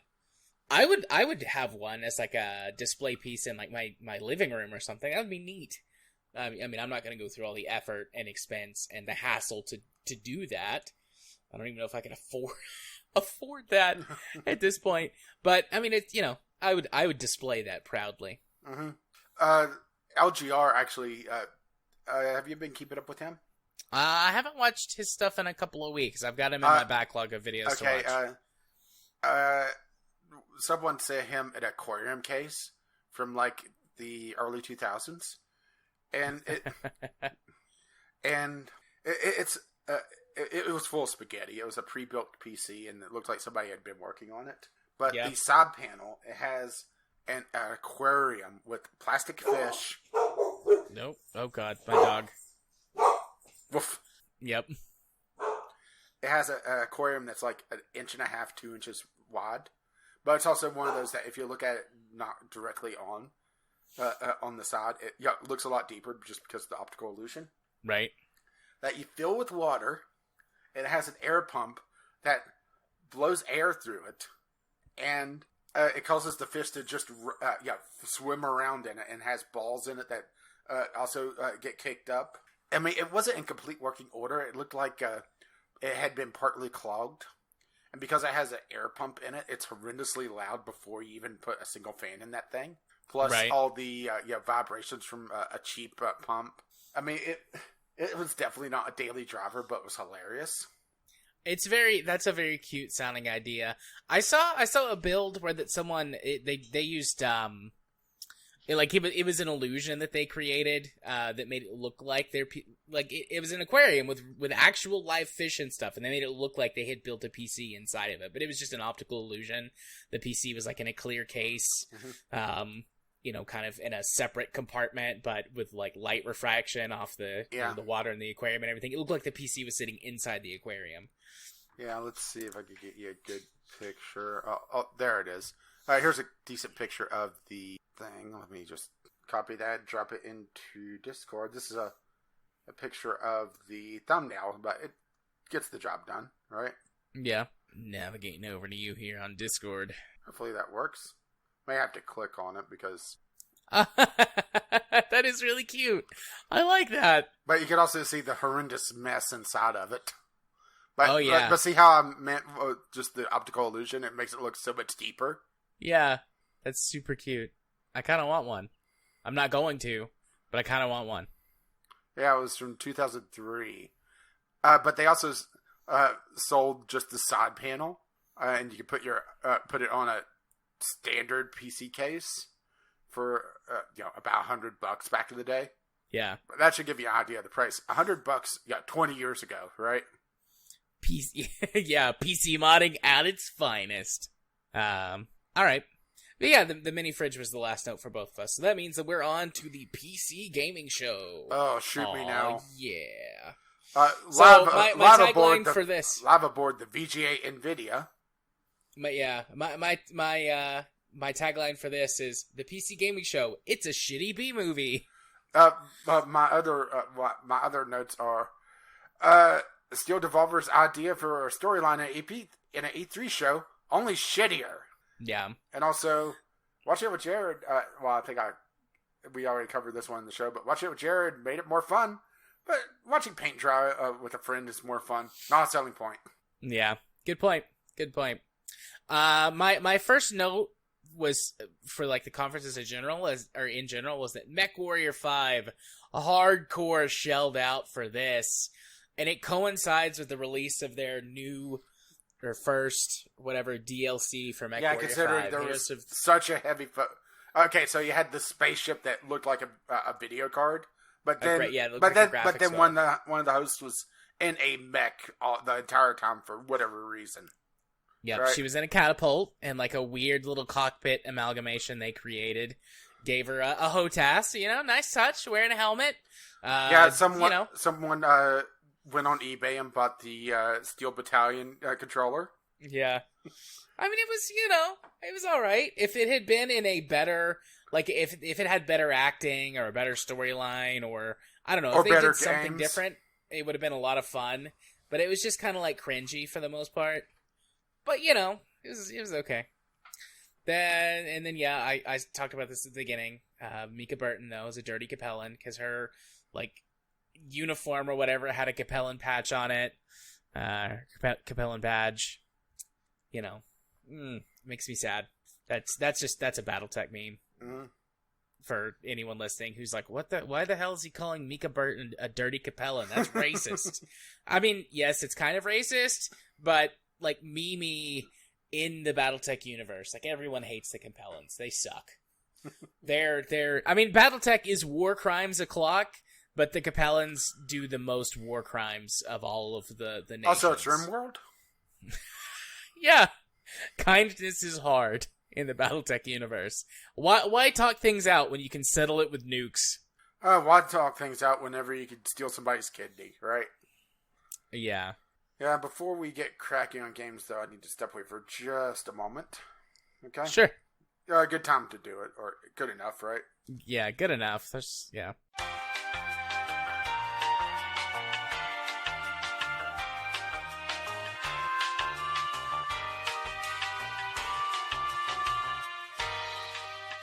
You're gonna fuck it in its mech ass. Okay, so I'm all set, ready to go. Oh no, we're starting one sentence prior where I say the word or the phrase "fuck it" and it's mech ass. No. So all right. So the first one note I have is for Humankind. Well, let me get over to my notes. I'm not there. All right. My first note we already talked about, which was that MechWarrior 5 basically bought out the whole pretty much presentation, which is actually kind of sad considering the previous years. It was a lot more laid back talk show esque. So having it like this, just and I already hate gamer sarcasm quotes chatter, and Forza Horizon 5 had it as well. But having them go back and forth on this, I really hope that they decide to just reboot it next year and it was all a fever dream. That would be nice. But anyways, yeah, carry on. Humankind is my first game note. I didn't take note of it. This was the Civ like game. Yeah, well, I mean, I was gonna say I didn't take a note of it, but if I would have said, "Huh, that looks an awful lot like Civ 6." I mean, pretty much. I mean, even the store page, it looks very Civ like, which isn't a bad thing, but they're really trying to hammer home this historical based game. But you're able to create your own leader and a pretty deep character creator. So what's the point of having historical-based factions? Yeah. And I mean, that's neat. Like, I don't think that's not neat, but... I mean, there's a difference between, like, this and Crusader Kings, where Crusader Kings, you're going through a line of succession. So if you create your own character at the very beginning, where you're only going to be playing them for a couple hours before that gets passed on to the next, to the next, to the next, to the next. And sure, you can rename them, but you're still dealing with historical characters, even if it's an alternate history. This, it sounds like you're creating the leader of your civilization throughout all time. Yeah. And it just is just a head scratcher. And they really hammered home that they put this actress in the game, because of course they did, right? Yeah. I mean, of course. I mean, it looks like a lot of it is very Civ-like, only slightly different. So you have to wait to see just when it comes out how it's different, and if it brings something interesting to the market. Because now the question is, which Civ game is it going to be ripping off? Is it going to be 5, where it's more unit-based, cities are a single tile? Is it going to be like Civ 6, where the cities are giant sprawls, and you have like this big puzzle element trying to build a good city? Like I said, yeah, I suppose time will tell. Looking at the trailer and even looking at it on Steam, there's not really any indication of which it's going to be. So we shall see. I mean, it looks like there's some, there could be some sprawl, but also like in Civ 5, like whenever you built certain things, like even though they still counted as part of the city tile, they might appear on sort of the outskirts. Yeah, or when the city got to a certain size, it kind of like spread. Yeah. So it's hard to tell either way. Yeah. So yeah, my next note is Giga Bash. I mean, my next note my first note is Ramen. So, oh wait, no. Okay, yeah, I've got Ramen, and Ramen's before Giga Bash, because I had Giga Bash on there too. So Ramen, basically Splatoon on PC. Sort of the thing is like cooking themed, it looks like. Mm-hmm. But I mean, it's basically Splatoon on PC. It looks cute. I like the look and the idea of Splatoon. I had just never played it before. Like, I didn't own it previously, and I don't own it for Switch. The Splatoon 2 or remaster or whatever they released on Switch. So, I could possibly be into this. It would be a good, cute family game to play for sure. So, Ramen looks neat. Yeah, I mean, it looked interesting, but I could just see Anita getting very frustrated with it very quickly. So that's why I kind of didn't really tend to take note of it, because, right? Yeah. No, that's fair. Now, if they have an online component, then I'd be a little bit more interested in it, but didn't really highlight either way, if I recall correctly. So next up is Giga Bash, War of the Monsters, arena brawler. Yeah, I mean, it looks neat. Cute / fun. Good art style. Definitely, something I could see playing with, again, especially my kid, maybe his friends. I don't think Katie would be into this, but maybe. She likes to play Smash Brothers. Oh, so. I think Anita would really be into this one. Especially the fact that it has kind of dynamic arenas, or at least they showed off some, where like a volcano's going off and it slowly lava's overtaking the arena. Yeah, and then there's like level destruction, and that might be used to change things in some interesting ways, other than it just being like, you're destroying the city. Yeah, although she did kind of make fun of how the lava looked, but but it's art style as well. So my next one is Lemnis Gate. Yeah, that was also my next one. Yeah, or Lemon Gate, as I've been jokingly calling it, because this one, they didn't show a ton of how it plays. They showed gameplay, but it's a turn-based first-person shooter strategy game. My note says, why not just throw roguelite into it and be done with it? Yeah, essentially it's on like a time loop. Like I think they said 25 seconds or something like that. Yeah, where you have to quote protect your timeline. There was another game, and I'm blanking on it now. I'm gonna go try to find it, where you had to deal with multiple copies of the team, but it was 3-on-3. This looked like it was just on 1v1. This looks so confusing. They did not show this one very well at all. Yeah, it looks like that players take turns doing a thing, and then you have to counter it. And you've got a certain number of characters and actions that they can take. That was it. Yeah, but there's a certain number of stuff that you can do within that time period, and basically whoever comes out on top when everyone has quote unquote played all of their characters, then that person's the winner. It looks kind of like a neat idea, but also like a hot mess.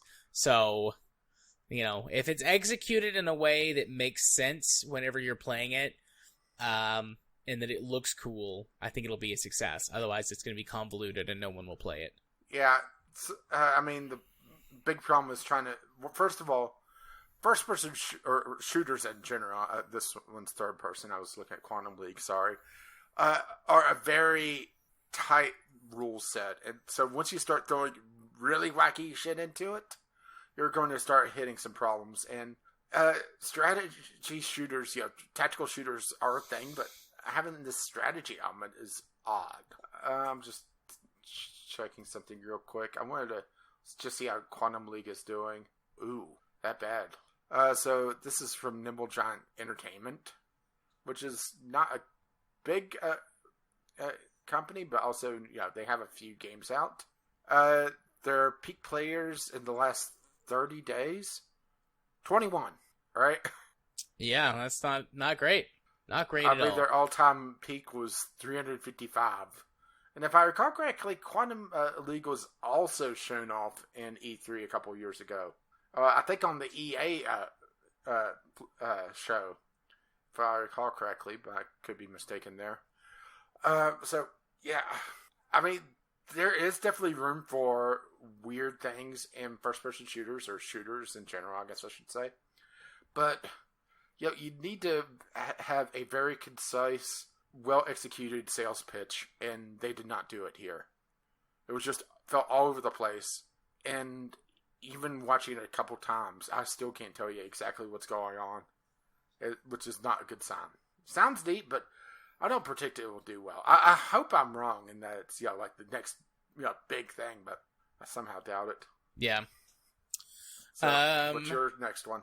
Next Space Rebels. Also known as Kerbal Space Program for crazy people. Yeah, is that your next one? Yeah. Or, okay, cool. Yeah, next Space Rebels.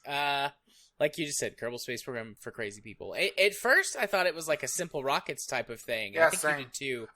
Simple Rockets 2 is not very simple. They've gone full on simulation. But yeah, this is starting out like this is a game where that you play as like an enthusiast, like making rockets on YouTube. I think. I mean, there was some that wasn't really shown off very well. Yeah, there was some sort of progression, social element going on where you get budget based off of some sort of views or like system. Probably just a loose mission system, to be perfectly honest, with a different wrapper on it.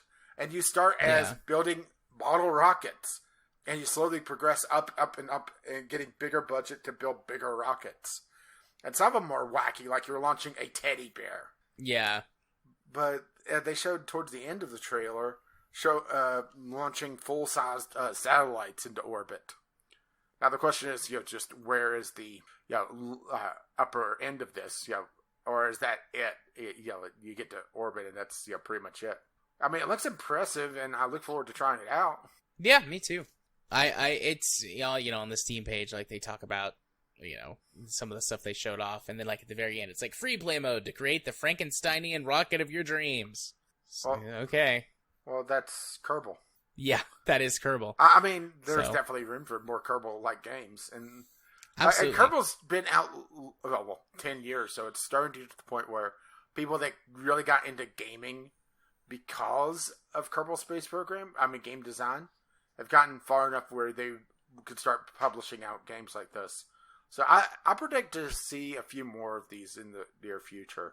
Yeah. I mean, one of the screenshots has a robot toy. Then halfway up it has a baby doll, and then on the last stage it shows a stuffed bear. And it actually has some decent graphics for it too. I mean, that's the thing. Yeah. So what's your next one? Sorry, I was still looking at the screenshots. And it does look like there's some sort of full motion video going on with this as well that they didn't really show off in the trailer, or I kind of put on to just them, as a presentation. But that's an actual game. That's interesting. My next one's War Tales. I don't know if my next one is before or after yours. So my next one is Lakeburg Legacies. Do you have that one further down? No. Okay, so you can go ahead and talk about War Tales, and then I'll. Okay, so open world strategic RPG. Think of it sort of Divinity Original Sin's combat system, only with Warband. I mean, it sounds really interesting. Not a lot of info was given. It does seem like it's a more grounded RPG, so no magic, or at least no magic was shown. So having a more hard medieval RPG instead of thinking of it as fantasy. But yeah, it sounded interesting, but not a lot of info was given. But one I want to check out at some point. Okay, you could go. Yeah, so I've got Lakeburg Legacies, which is a village management sim where the big focus, like the thing that you as the player do is play matchmaker between the residents of your village to try to get the most compatible people who can have, good children with good traits, and then they do all the work to make your village grow. I completely forgot about that one. Otherwise, I would have grabbed it. Yeah, it's got a really, really beautiful sort of pastel color palette, like art style.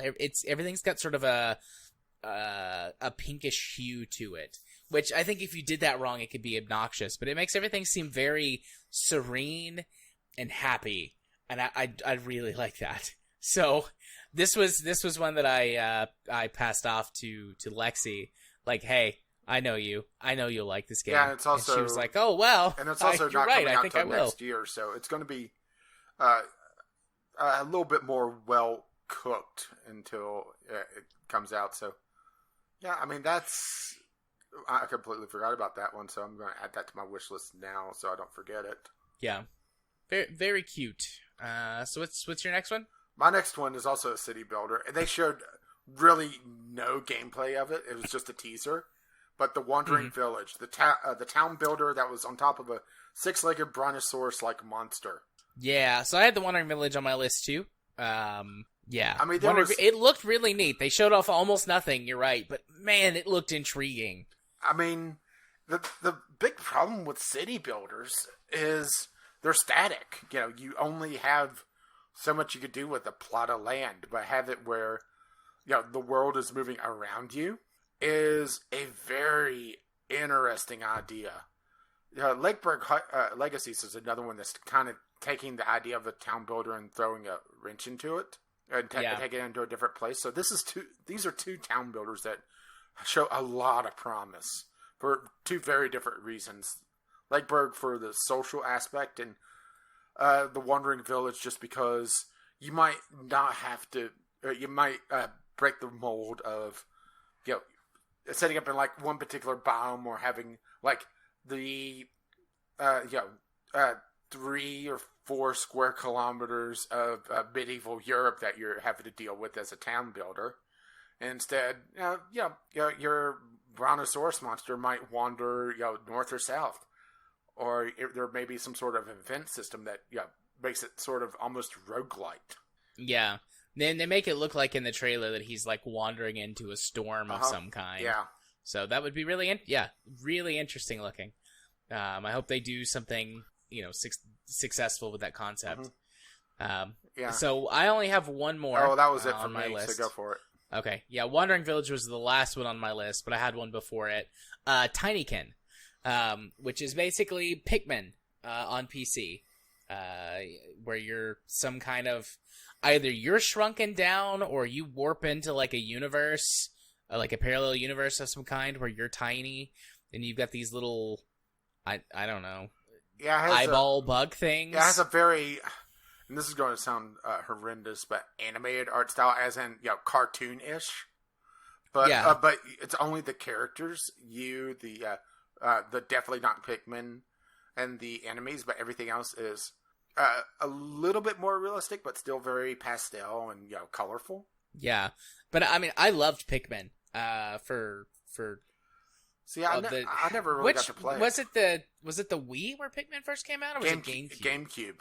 Okay, I know that there was a Pikmin on the Wii, and then there was like a weird but cool multiplayer Pikmin game that was on the Wii U with like its pack-in game or whatever. That was cool. But yeah, I really like Pikmin and Tinykin. I was like, oh, Pikmin, but on PC. I'm in. But it also looks like they're doing more with it than just like a survival element where there's this entire world where like you go down to a guitar and it's like a bar. Yeah. So it's not just very cute. It's not. I hate to say barren, but Pikmin was barren with product placement. Like the Duracell battery. Right? Yeah, absolutely. So yeah, but Tinykin was The only other one I had on my list that we hadn't covered.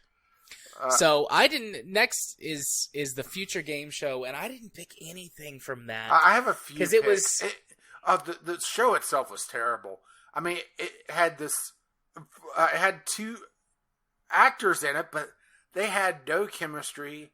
And after you pointed out, I think you're right. They recorded their parts completely separate with no input from the other. So there was, they acknowledged one another, but they didn't bounce off one another.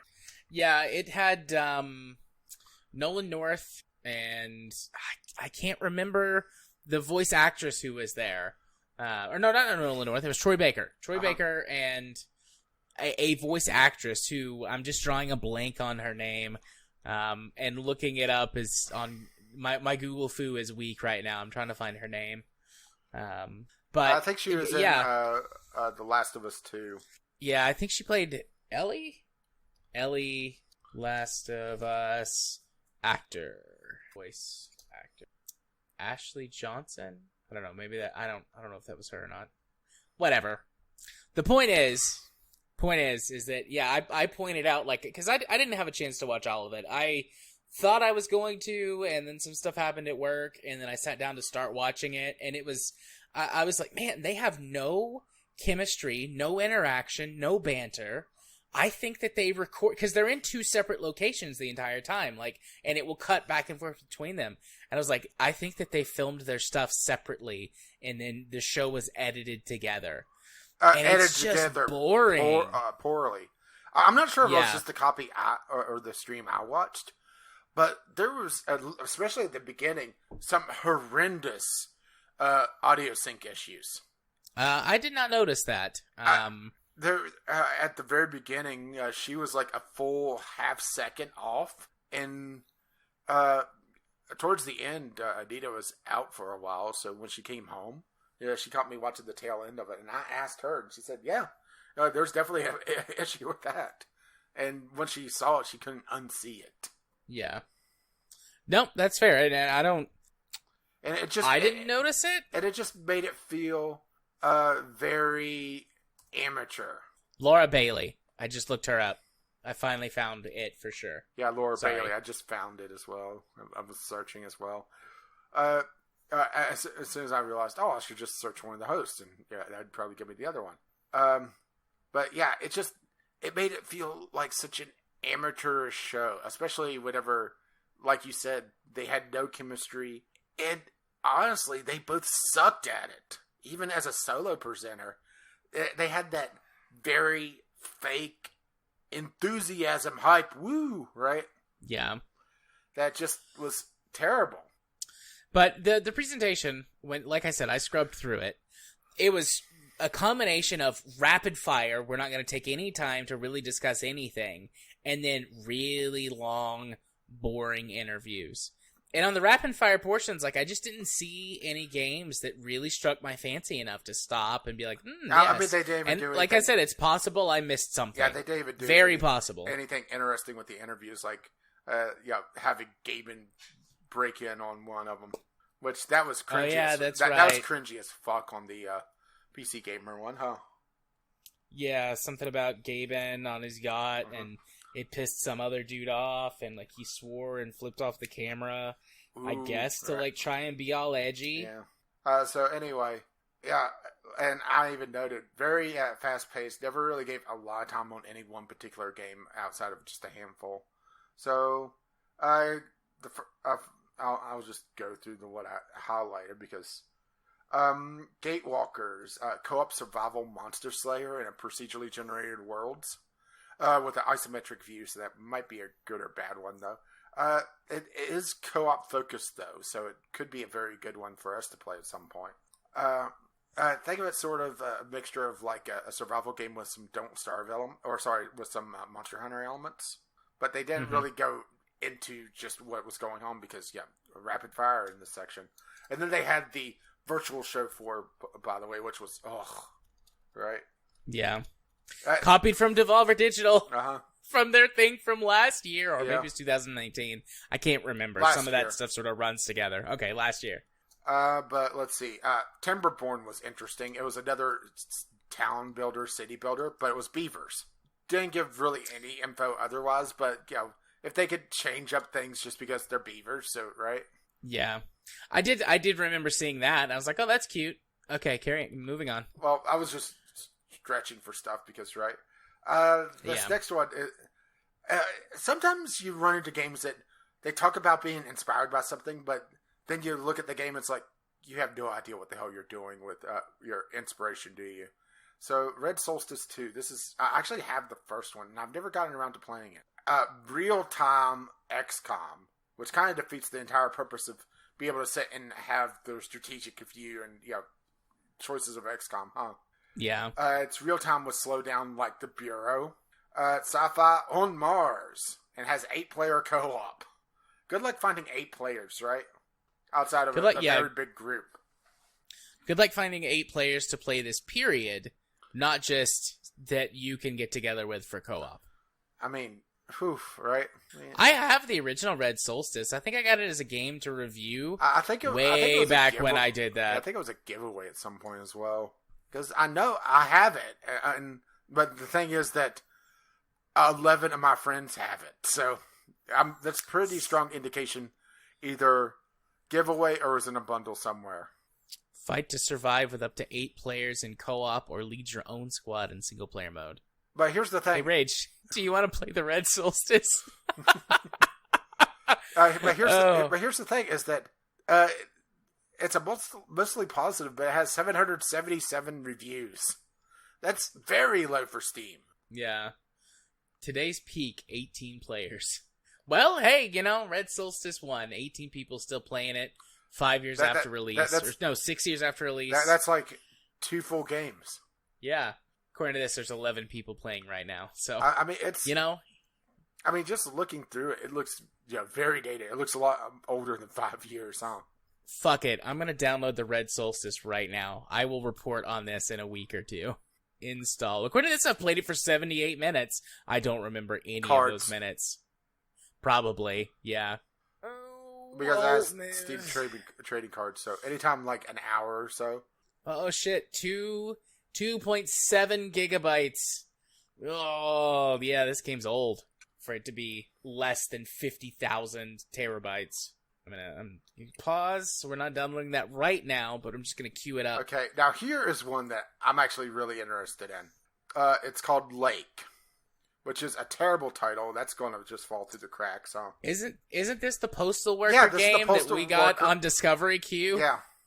Last week? Yeah. It's cute. They played it off as like a slice of life, postal worker delivery game, with social aspects as well. So you're not just on the job, but it's also your time off on the couple of weeks during game time. It's actually the trailer on it made it look quite promising. Now the question is, just what happens, because they have one of the highlights, at least on the Steam page, determine your own story with there are no right or wrong answers or endings, simply what you want to happen. So, right? But experience 2 weeks of branching story, right? Yeah. Very cute. 1980s mail delivery lady. I mean, 1980s, sitting in that period is also an interesting choice. Modern enough that, it's familiar to us older millennials, but, right? Yeah, but old enough that younger people would be like, oh, that's so foreign. They didn't have smartphones. Yeah. Had to get around with a map. Yeah, I definitely look forward to checking this one out eventually, assuming it's not, horrendously expensive, because no indication on price. Yeah. What else you got? 2 Point Campus. This was the first time this popped up in E3. Yep. I remember seeing that. I didn't really pay too much attention to 2 Point Hospital. I remember you played it and talked about it, and I was like, it doesn't sound like something I'd be into. I mean, it really depends on how they go with this, because the problem with 2 Point Hospital is, one, they've gone full Paradox with DLC for it. There's something like 15 DLC packs for it now. So it's 2 Point Hospital, but a college campus. But they do highlight that, unlike 2 Point Hospital, you're dealing with your residence a lot longer, which could make it for some more social interaction between the different people. But then they go full on with the puns. So, there's Night School, where you're training Knights of the Realm. And it just makes it look very messy. You know how 2 Point Hospital has such different characters? Yeah. Well, imagine that, only they're all in a room together watching a lecture, right? It's kind of that dissonance, Yeah. I mean, which I suppose could work, but also maybe not. I mean, if they... it just made everything feel very scattershot. And it also makes me worry a little bit about what they're going to do with DLC. And if they make it less detail-oriented and more of a meta game, where you have to spend so much time either detailing one room and then copying and pasting that over and over again, or going through and upgrading individual rooms, it just was very tedious, and that's what really turned me off from it. So, yeah, that is... it's a wait and see right now. I want to like it, but at the same time, I'm very leery of it. Oh, and by the way, I had clicked off of it, but Lake is from the same developer or publisher as Turmoil. So that's very different. Oh, that is extremely different. I mean, not that they can't make different games, but... it's the same developer from Turmoil, Lines. So, yeah. Very cool. And my last one on this is Conway, the Disappearance at Delaview. I'm going to send you the Steam page of this one, because I think this one you might either overlooked or it was at the very, very end of the show, where it's a detective game set in 1950s England with this haggard old detective that is also crippled. So that could play some interesting implications into the gameplay. Here, I'll send it to you on Discord so you can take a look-see at it. Conway Disappearance at Dahlia View. Ooh, I wonder if this is Is this? I hope this is inspired by the Black Dahlia murders. I'm not sure. It might be, because the time frame, right? Detective thriller crime drama. Yeah, and the Black Dahlia murders were like in the 1940s, right? So it might be if this is set in the 1950s. Yeah, but it's also an observational detective game. So, some like Rear Window stuff where you're sitting and watching stuff play out and then trying to figure out what happened. Yeah, very cool. Yeah, this is really my jam. And similar to games you played, Sherlock Holmes, right? Yeah. It's supposed to be autumn of this year too, so. And that's the last one I had highlighted. Okay. I mean, at least I got some good picks. At least I think I did. And it's also nice that they highlighted kind of lesser-known indie titles that weren't affiliated with the other big shows, because even though it was very quick to go through stuff, it was nice. Yeah. And I think that might be one I want to check out next year, but hopefully they have better hosts. Come on, I'm sure that there's more talent there. Use it!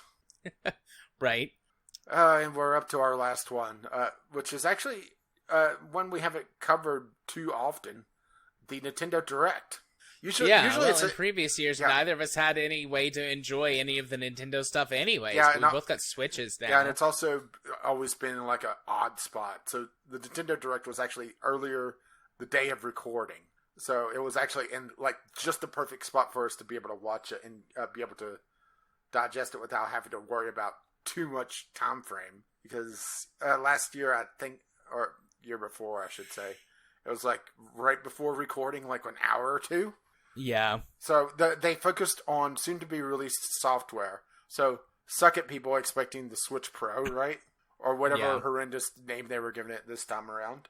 And Switch has been out for 5 years. They said that at the very beginning. Yeah. Which I was like, yep. There's another reminder of how quickly time passes now. Thank you. Well, also with COVID, right? First one I highlighted was Life is Strange Remastered and Life is Strange True Colors. Me too. I mean, it's ported onto the system this year, with Life is Strange coming out in a couple months. Mm-hmm. I mean, Life is Strange was kind of like one of our darlings of Game Club that year, so. I still sometimes listen to the soundtrack from Life is Strange and think about my time with that game. Life is Strange is a true... Sorry, my kid. Oh, you're good. Life is Strange is, like, to me, like, a true, like, masterpiece in terms of, like, you know, game design done well. Just, mwah, so many good memories.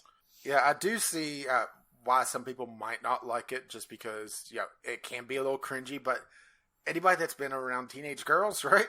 Yeah. Especially a rather dorky one. Now, I haven't played True Colors, so... But... Right? Well, True Colors isn't out yet. It comes out later this year. It's a little bit of a continuation, I think, of the first Life is Strange. But it's got a new, like, main protagonist who also has a superpower. It's kind of interesting I'm going to look at it on the Steam or store. Or is the other one already on Life is Strange 2 on Switch? I'm actually not sure. I'm not sure either. But yeah, so her superpower is the ability to absorb people's emotions. So she's like an actual empath. Sometimes people talk about that. It's like, no, you're just experiencing empathy. You're not actually empathic. You're having human empathy. But she is actually empathic. So that would be interesting. I'm looking forward to it because, like, I really hope that touches on some interesting emotionality, and, like, my therapist brain can really get in there and, like, chew away at it. Yeah, it looks like Life is Strange 2 is not on it, or at least on the game, on the eStore, which is weird. I wonder if it's just because of themes in the game. Yeah, because Nintendo can be very weird when it comes to that. Yeah, for sure. So it could just be that. But anyways, and yeah, that was... I'm not sure if Life is Strange needed to be remastered, because it is a very pretty game, beside the point, but yeah, it might just need to be redone because of the Switch, right? Yeah, possibly tighten it up a little bit, because Life is Strange did have some, it looked fine, but it did have some occasional weird little, like, graphic hitches and stuff. I think just because of at the time. Oh, okay, so it's also Life is Strange remastered and Before the Storm, so it's a 2 for. I kept seeing 3 Life is Strange games coming to Switch, but it didn't. I was looking for Life is Strange 2, but it's actually Before the Storm as part of it. So they didn't really highlight that one, huh? No, they did not.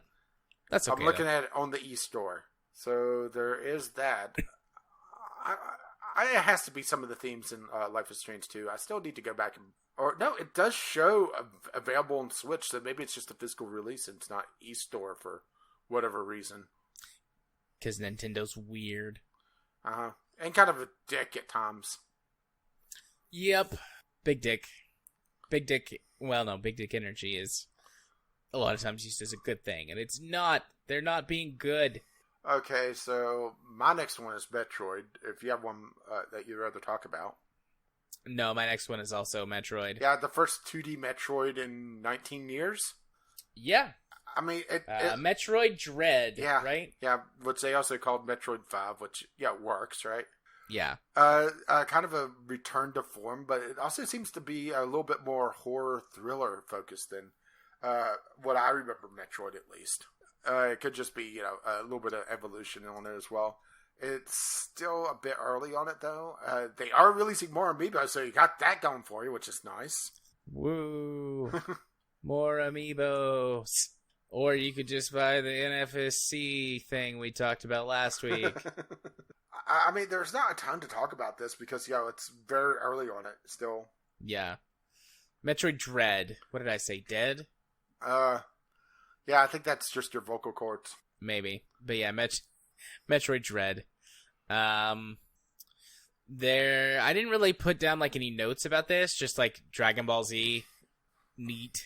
Yeah, isn't that a remaster of a PC game? Which one? Kakarot? Yeah. I think Kakarot came out on PC last year, or maybe 2 years ago. It's the one that's open world, like, right? Yeah. I don't know. I got Steam pulled up here. Able to go off and do side quests. Yeah, it came out January 16th, 2020. Yeah, so I didn't really make note of it because I figured port of a game I don't care too much for. Although it does cover, 4 eras of storyline. Yeah. But the thing, that's kind of the thing that this problem with these is that if you're a fan of Dragon Ball Z, you know pretty much what's going to happen in these storylines. It's just going to be the side stuff and fighting, right? Yeah. And how many fucking times are they going to do the Cell games, right? All of them. All of the times. Every time. The Cell games brought to you by Heat Tab. Yeah. So I've got some Mario stuff next, kind of Mario Party Superstars and Mario Golf Super Rush. I'm sorry, I went over to the Steam page for Dragon Ball Z Kakarot, and they're highlighting the different versions because, of course, there's different versions. In my mind, it looked like Goku was riding a tampon there for a moment. Anyway, go ahead. Yeah, so I mean, I'm kind of lumping these together like they were two separate like bits that sort of flew by. Mm-hmm. But Mario Golf Superstars and Mario Party Superstars and Mario Golf Super Rush. I mean, I love Mario Golf. Yeah, see, I love Mario Golf on the Game Boy when it had an RPG element. Which it does seem like they're doing some sort of RPG progression on these, but not what I was wanting. Yeah. And then Mario Party Superstars. I'm a big fan of Mario Party, and them being like, yes, we've got 5 classic levels from the N64 games. I'm like, all right, I like that better than the newer stuff that they've done with Mario Party. So, just happy for both of those things as long as they turn out to be good. Could be excellent family games for the fam. My kid loves Mario Party, so like to be able to show him some of the older ones that are that's been I think kind better. Of brushed up. And didn't they say for Mario Golf that they're going to put out a lot of free content as well? Yeah, they did. So, yeah, looking forward to that. Yeah, so my next one is WarioWare. Get it together. I got kind of like this morbid fascination with WarioWare. I never play them for long, and usually play them via emulation. But they're fascinating to me. WarioWare is basically a wrapper for a bunch of micro games. 3 to 5 second weird mini games. Stuff like unrolling toilet paper or sticking somebody's finger up their nose. Just odd, wacky stuff. And I'm actually a little surprised that we haven't seen a WarioWare game for the Switch for 5 years. Because WarioWare, I went back and looked on the Wii, was very early in the console's lifespan, and it was used as kind of a gateway on top of Wii Sports to really show off what the controllers could do. So you would think that this would complement 1-2 Switch, right? Yeah, you would think. I don't think WarioWare was like super popular. I mean, maybe I'm wrong, but it's actually I feel like that's probably why they've held off. It's actually it has a fan base to it that's a bit bigger than I think you would suspect. Possibly. It does look like they're swapping things up a little bit on some of the mini games. You're able to control a character in them to interact with them. Instead of like controlling, usually the mini games or micro games, are like one button affairs or some sort of like motion or flicking the thumbstick. This time, different characters interact with the games different ways. Like Wario might treat it like a platformer, while another one has a shooter element, that sort of thing. It was interesting. And the problem is, WarioWare is usually a first priority pricing on it, so that is a little bit of a detriment, huh? Yeah. So I think I know what's up next for you. My next one is Advanced Wars Remastered. 1+2. 1+2. I'm a huge fan of the Advanced Wars series of games for Game Boy. I don't know if they ever had any spin-offs that weren't on the Game Boy, but they had 2 on the Game Boy Advanced, and then I believe 2 on the DS. And I've played 3 of the 4 games. There's one that was like super duper rare that I like to buy a copy several years ago was like $100.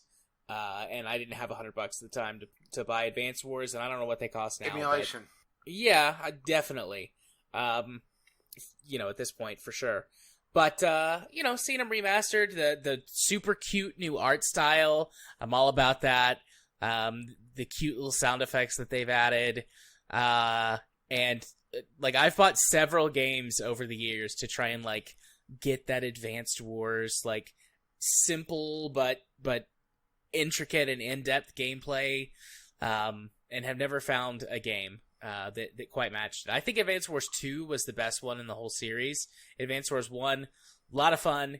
Advanced Wars 2 kind of turned all of that up to 11, and then they had different names, but Advanced Wars 3 and 4 went in some weird ways with the series. Yes, Italian Wars. Yeah, I'm looking like at... one of them is like post-apocalyptic. Yeah, I'm looking at they call it the Wars series because, right? Famicom Wars, Game Boy Wars, Game Boy Wars Turbo, Super Famicom Wars, Game Boy Wars 2, 3, Advance Wars 1 and 2. So there's more of them than I'd realized. Yeah, it's actually part of a bigger series, but a lot of them were only released in Japan. Only up to Advanced Wars that you started seeing them in the West. Then it's Advanced Wars 2, Advanced Wars Dual Strike, Battalion Wars 2, Advanced Wars Days of Ruin. That's probably the one you were talking about. Yeah, the one that's like post-apocalyptic. And now Advanced Wars 1+2 Reboot Camp. I guess I'm definitely going raising the Jolly Roger and writing the SS emulation, because I didn't realize the series is that large. I want to play some of those other ones. Yeah, Battalion Wars. There's probably some English translations. Yeah, Battalion Wars is on GameCube. Battalion Wars 2 is on the Wii. Advanced Wars Days of Ruin is DS. That's probably the one you're thinking of. Mm-hmm. And then, of course, the Switch game that's coming out. But this the last Wars game was 2008. Yeah, the series has been dormant. Dormant for a long time. I hope that they're going to start making new games. I mean, the remasters are nice. It's good to see that they did a little bit more with them than just like slap them, on a disc to ship out the old, slap the old games on a disc to ship out. I hope that they bring the series back with some new stuff. Yeah, it looks I'd be down for that. There is some, or at least for Game Boy Wars, if you search for an English patch, you can find it. So yeah, there you go. Yeah. There's the Jolly Roger. Indeed. And then, of course, there's one more that pretty much everybody's going to talk about, so let's go for it. Breath of the Wild 2, right? Yeah, Breath of the Wild 2. I mean, it's Electric Boogaloo. I mean, it's pretty much taking the original game and turning it up to, I guess 12 now. I gotta admit that a lot of it was kind of hard for me to tell what was new and what was not, because it's been a while since I played Breath of the Wild and I haven't beat it yet. I kind of fell off of it and did other things. They are putting a more vertical element into it, so I guess Skyward Sword was a little bit of on the nose for the remaster, huh? Where you more take to the sky. Although, didn't really talk or show much about what was going on outside of just, paragliding and parachuting down. So, I mean, if you're a fan of Breath of the Wild, it's more Breath of the Wild, essentially. Same map with some differences. It looks like Hyrule Castle is floating now, and there's more to do in the air. And so, I mean, it's really hard to be angry with it, right? It does seem like it's taking quite a while, though, because, right? I imagine COVID had a big impact on, if not the scale of the game, definitely the time frame it's taken to develop it, because, right? Yeah, Japan has a very, although maybe China too, I don't know. Japan has a very in-office, centric culture. And for COVID, obviously you couldn't do that. So I imagine that had a pretty big impact, even more so than impact in other studios in other countries. Because from what I've heard on podcasts I listened to and news articles that I read, by mid 2020, everyone or most major developers were like, all right, everybody's at home now, working from home. And that certainly would present its own problems. I'm not trying to say that means everything was fine, but Japan really struggled to make that happen, at least from what I've read in the news and stuff. Yeah, yes. It's just the culture. And I guess we need to address also, since we're talking Zelda, how the Game & Watch? Yeah, the big anniversary reveal for one of Nintendo's flagship series. I mean, I would say probably the only bigger one would be Mario itself, right? Yeah, I think so. A new Game & Watch, right? Yep. Which, my response to that, and my response continues to be, neat. Yeah. But that's it. Yeah, but also, like I said, it doesn't feel like a celebratory item. It feels like, something that would have been like part of a series that they would do beside the fact, right? Yeah, absolutely. So, and this has 4 games on it, a remaster of one of the original Game & Watch games, which honestly, outside of like people wanting to play them as part of like WarioWare, is anybody really going out of their way for them these days? Right? Yeah. It has a Zelda 1 and 2, and the first Game Boy game, Link's Awakening. Mind you, it's Link's Awakening, not the DX version, which is weird. Because pretty much everywhere I've seen, people comment that Link's Awakening DX is by far the superior version because, 1, more content, 2, they fixed some of the issues with the original Link's Awakening release. It's just, I've realized they're trying to have this continuation of stuff going on, which I believe Link's Awakening is tied directly into The Legend of Zelda and Legend of Zelda 2, Link's the Adventure of Link. But, right? It's just... yeah. It just feels like an odd choice to not have the superior version.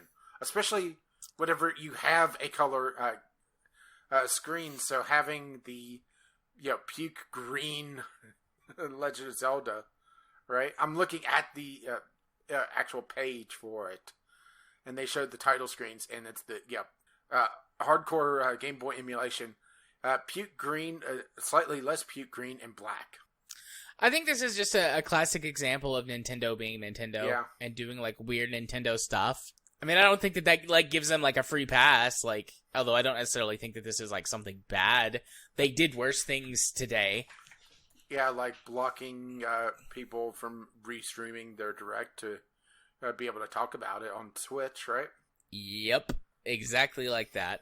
But this does feel like a very Nintendo thing of like, look, we did this. It's great, right? And everyone's like, I mean, it's neat. I'm like, yeah, that's right. It's neat. It's perfect. It's like, no, we didn't say that. Nintendo's like, yes, you did. And they just move on. And it's more they highlighted this is all they're doing, and they're not doing anything else, right? Yeah. Oh yeah, yeah. I do like some of the comments on Reddit. We want a Zelda collection for the series for the 35th anniversary. Monkey Paul's finger curls up. I mean, I guess technically it's a game collection, right? Yeah, technically. Just imagine the scalpers for this, right? Oh god, I don't even want to think about it. Because didn't the first Game & Watch re-release with the couple Mario games have a severe issue with scalpers? And of course Nintendo, yes, not putting out nearly as many to meet demand. Yeah. Nintendo yes. being Nintendo. Everything that Nintendo makes goes that way. Especially Amiibos. So that is the end of the Nintendo Direct and the end of coverage. I didn't bother watching the awards because, right? Yeah, don't give a shit. So who won E3? I vote Devolver did. Otherwise, nobody did. Yeah, Devolver. Devolver or Game Pass. Yeah, for sure. Which I guess technically by extension means Xbox. Yeah, I mean, but, mean, really looking at it, and this was also the first year I was really more in tune with Nintendo. So hearing some of the people hyping up Nintendo going into it, you sweet summer child, bless your heart. Indeed. And I mean, like I said at the beginning, Nintendo was fine. This was basically a Direct, like any other Direct that they do. But, that's... If you expected more from them, that's on you.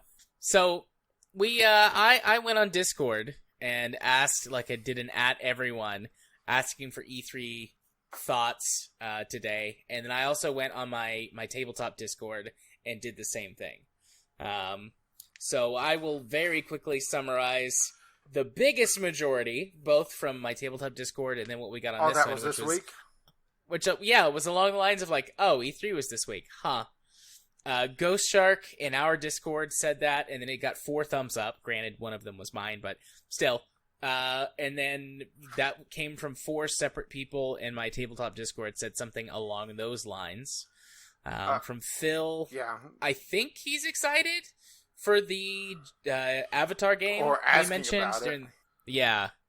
And then my response, while I didn't mean excite you in a sexual way, given the way that I interact with everyone on a regular basis, it's fair that it was taken that way in the chat. And then I got some GIF responses of like, oh my god. So, Phil also thought the Outer Worlds 2 trailer was amusing. Which, yes, here's someone that I'm not familiar with, Zilzolkin. Ziloskin. Yeah. She's one of Kyle's friends. I feel so sorry for her. I've spoken with her a couple of times.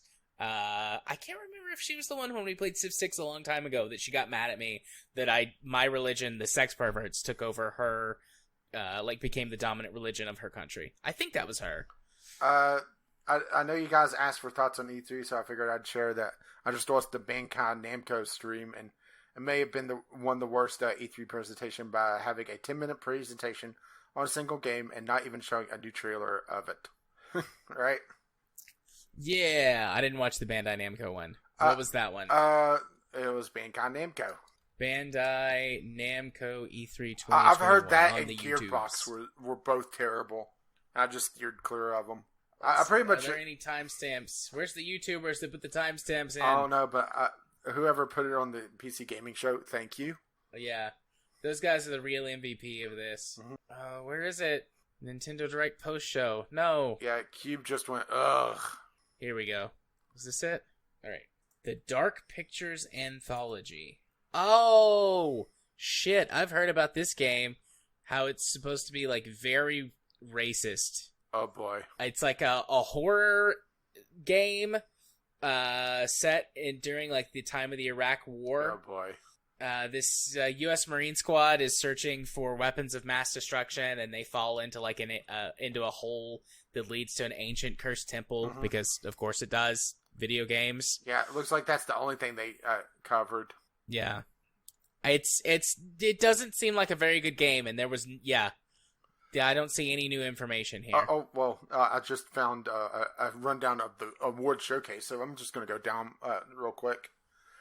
Most anticipated Gearbox software game, Tiny Tina's Wonderlands. Essentially, the best DLC for Borderlands 2, only a game. Most anticipated Xbox Bethesda, Halo Infinite. Big shock there, right? Yep. Most anticipated Square Enix game, Marvel's Guardians of the Galaxy. That popped up in, I think it was the Nintendo Direct, and it didn't look bad, but it's also a Marvel game, and after Avengers, I'm just steering clear. I mean, that's an expansion to the Marvel Avengers live service, whatever, or an expansion or a shoot off or something. They didn't even cover what it was. It's just, hey, this is a thing, and didn't say, yeah. Yeah, no, I saw that in a news article after the fact. Let's see, most anticipated PC gaming show, Songs of Conquest, one we didn't even talk about, right? Yep. Let's see what that one is real quick, because that should have a Steam page or something, right? It's another city builder. Okay. There's a lot of city town builders coming up. This one looks like it's like Age of Empires 1 graphics. Okay, so...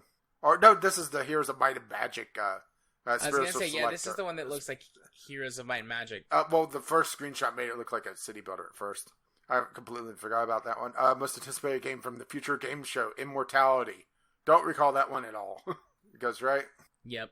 And that's another one of those that it's a terrible, terrible name. You try to Google it and it just comes up with everything. Most anticipated television game, Asteroids. What is this, 1981? Yeah. Most anticipated probably. indie game, Falling Frontier. Most anticipated game from Freedom Games. Airborne Kingdom. Most anticipated Capcom game. The Great Ace Attorney Chronicles. Most anticipated Nintendo game. Breath of the Wild 2. There's a shocker.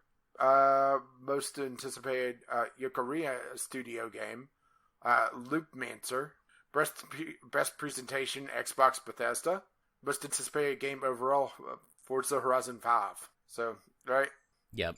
I mean, a lot of those were pretty much the one shining spot of a bad presentation, and a lot of it was also presentations that we didn't cover because we kind of stuck with what we had in the previous years. Now, honestly, if Ubisoft doesn't pick it up in the next year, I would say we just drop them. Fuck them. Fuck Ubisoft. So we had a couple other community comment inputs that we didn't get to because Jim responded, but he posted it in the submission/suggestion thread. And he highlighted Tiny Tina's Wonderland as well. He said there were some games they showed off that looked interesting. Tiny Tina's Wonderland, Witchery Academy, Kena Bridge of Spirits, Icarus, Slime Rancher 2, and Peko. Yeah, Tiny Tina's is it's actually an interesting one because it's that one expansion or one DLC. Witchery Academy, I think, is on Steam and released already. Slime Rancher 2 we talked about. I don't recognize a couple of those, so that's always a good sign, though, right? It's always fun to find something different. Witchery Academy. Yeah, is this the one about lesbian witch girls? But not a porn game. But no, it's not that anyways. I realized I would have to clarify. Lesbian witch girls, but not porn. Witchery Academy is life simulator where you live in the adventures of a wizard apprentice. Wow, much better than the wizard game made by the TERF. J.K. Rowling, fuck her. Not literally. She doesn't need to have any children and spread her horrible worldviews. Oh boy. It's kind of funny just how that's gone down, huh? Yeah. Icarus first cohort. A session-based PvE survival game for up to 8 players in co-op or solo. Explore a savage alien wilderness in the aftermath of a terraforming gone wrong. Survive long enough to mine exotic matter, then return to orbit to craft more advanced tech. Beat your deadline or leave it, or be left behind forever. So, survival plus ticking clock and kind of randomization as well. Oh, shit, I forgot about this game. I remembered saying, oh, that looks like, damn it. Oh, I can't think of the name. Space Engineers is what's in my mind, but this is not Space Engineers. It's the one with, Fix It, and it's a, first-person Factorio. Yeah, I know what you're talking about, but... Oh my gosh. I'll think of it later when it doesn't matter are you anymore. talking I'm looking at my library. Yes! Thank you! Satisfactory. Kind of like Satisfactory is what the art style and stuff reminds me of. But yeah, I could very much be into a game like this. Could pre-order it. Not going to, but could. Offer releases August 12th. Coming August 12th. Cool. Yeah, I'm looking at the other one on here. Picro.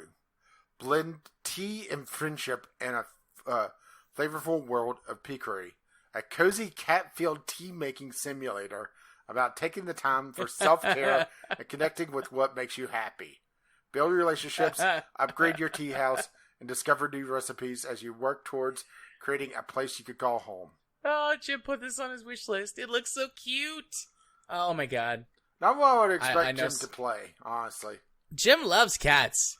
Jim loves cats. No wonder he demanded the cat tax. Oh, I have someone that I'm going to share this with. Speaking of cats, right now, since we got the that newest big bundle from itch.io, it has Calico in it. Yeah, I already had Calico. Yeah, but I didn't. So that makes it game club fodder. Oh my god, Calico next game club decreed.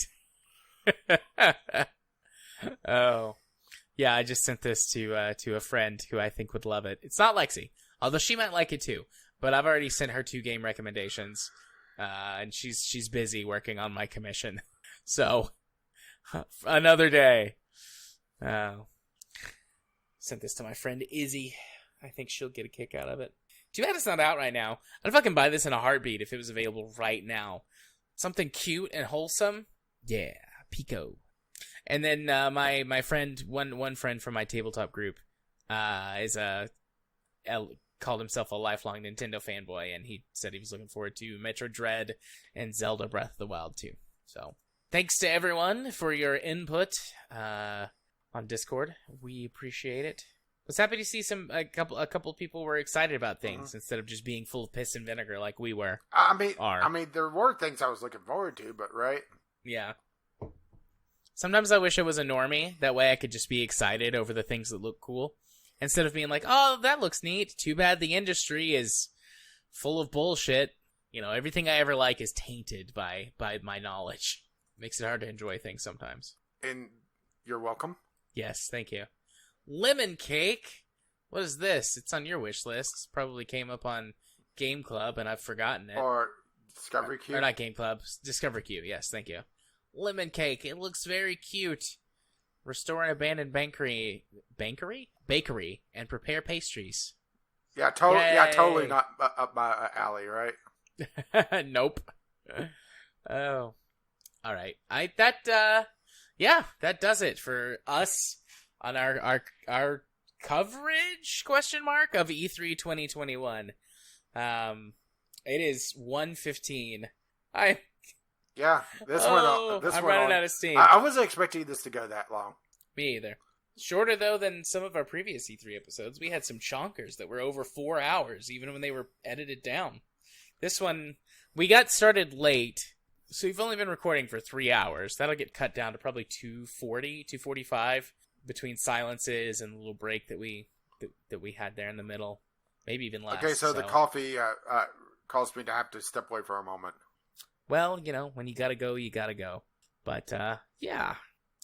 Hey, Rage, why don't you hit them with them their socials? Oh, I've been Caffeine Rage. You can find me on Twitter, GameWithCR. You can be my friend on Steam, Caffeine Rage. And you've been? Gaming Psychologist. You can find me on the YouTubes by searching for that. You can find me on Twitter at JMA4707. Or you can be my friend on Steam by sending a friend request to Jarth4707. Yeah, not going to bother with the password again this week. Lockpicking Lawyer could still be disappointed, but he would get in anyway. He would. No matter what we set our password to be, he would still get in. Especially since we broadcast it, but wish me luck tomorrow. Or maybe the day after, depending on how tired I am after all this nonsense. It also depends on when my alarm clock goes off, the four-legged one. Damn cat. Speaking of damn cats, if you was to comment and demand the cat tax, you can do so at vglpodcast@gmail.com. Send your letters, voicemails, game-related topics, comment about E3. What were you excited about if you didn't get in the Discord? Or you can tweet us VGL Podcast on the Twitter or drop by the Discord, which you can find over at vglpodcast.podbean.com, which also hosts the show notes, which will hopefully have timestamps so you can dart around this, hopefully? Question mark? Yep. Our lovely, lovely patrons have made this madness possible. You can find out more at patreon.com/VGL Podcast. Our intro and outro music might be on the ground. It might be something else. So it depends if Jared remembers to swap it out for this time around. Probably not. You can find his work over at our intro music might be on the ground by Kevin McLeod. It might not be. It might be something else by him. You find most of his work over at Computech.com, and as always, I'm getting punch drunk from lack of sleep. Yeah, as his lovely music starts to roll across my voice. Bye-bye now. See you next time. Bye-bye.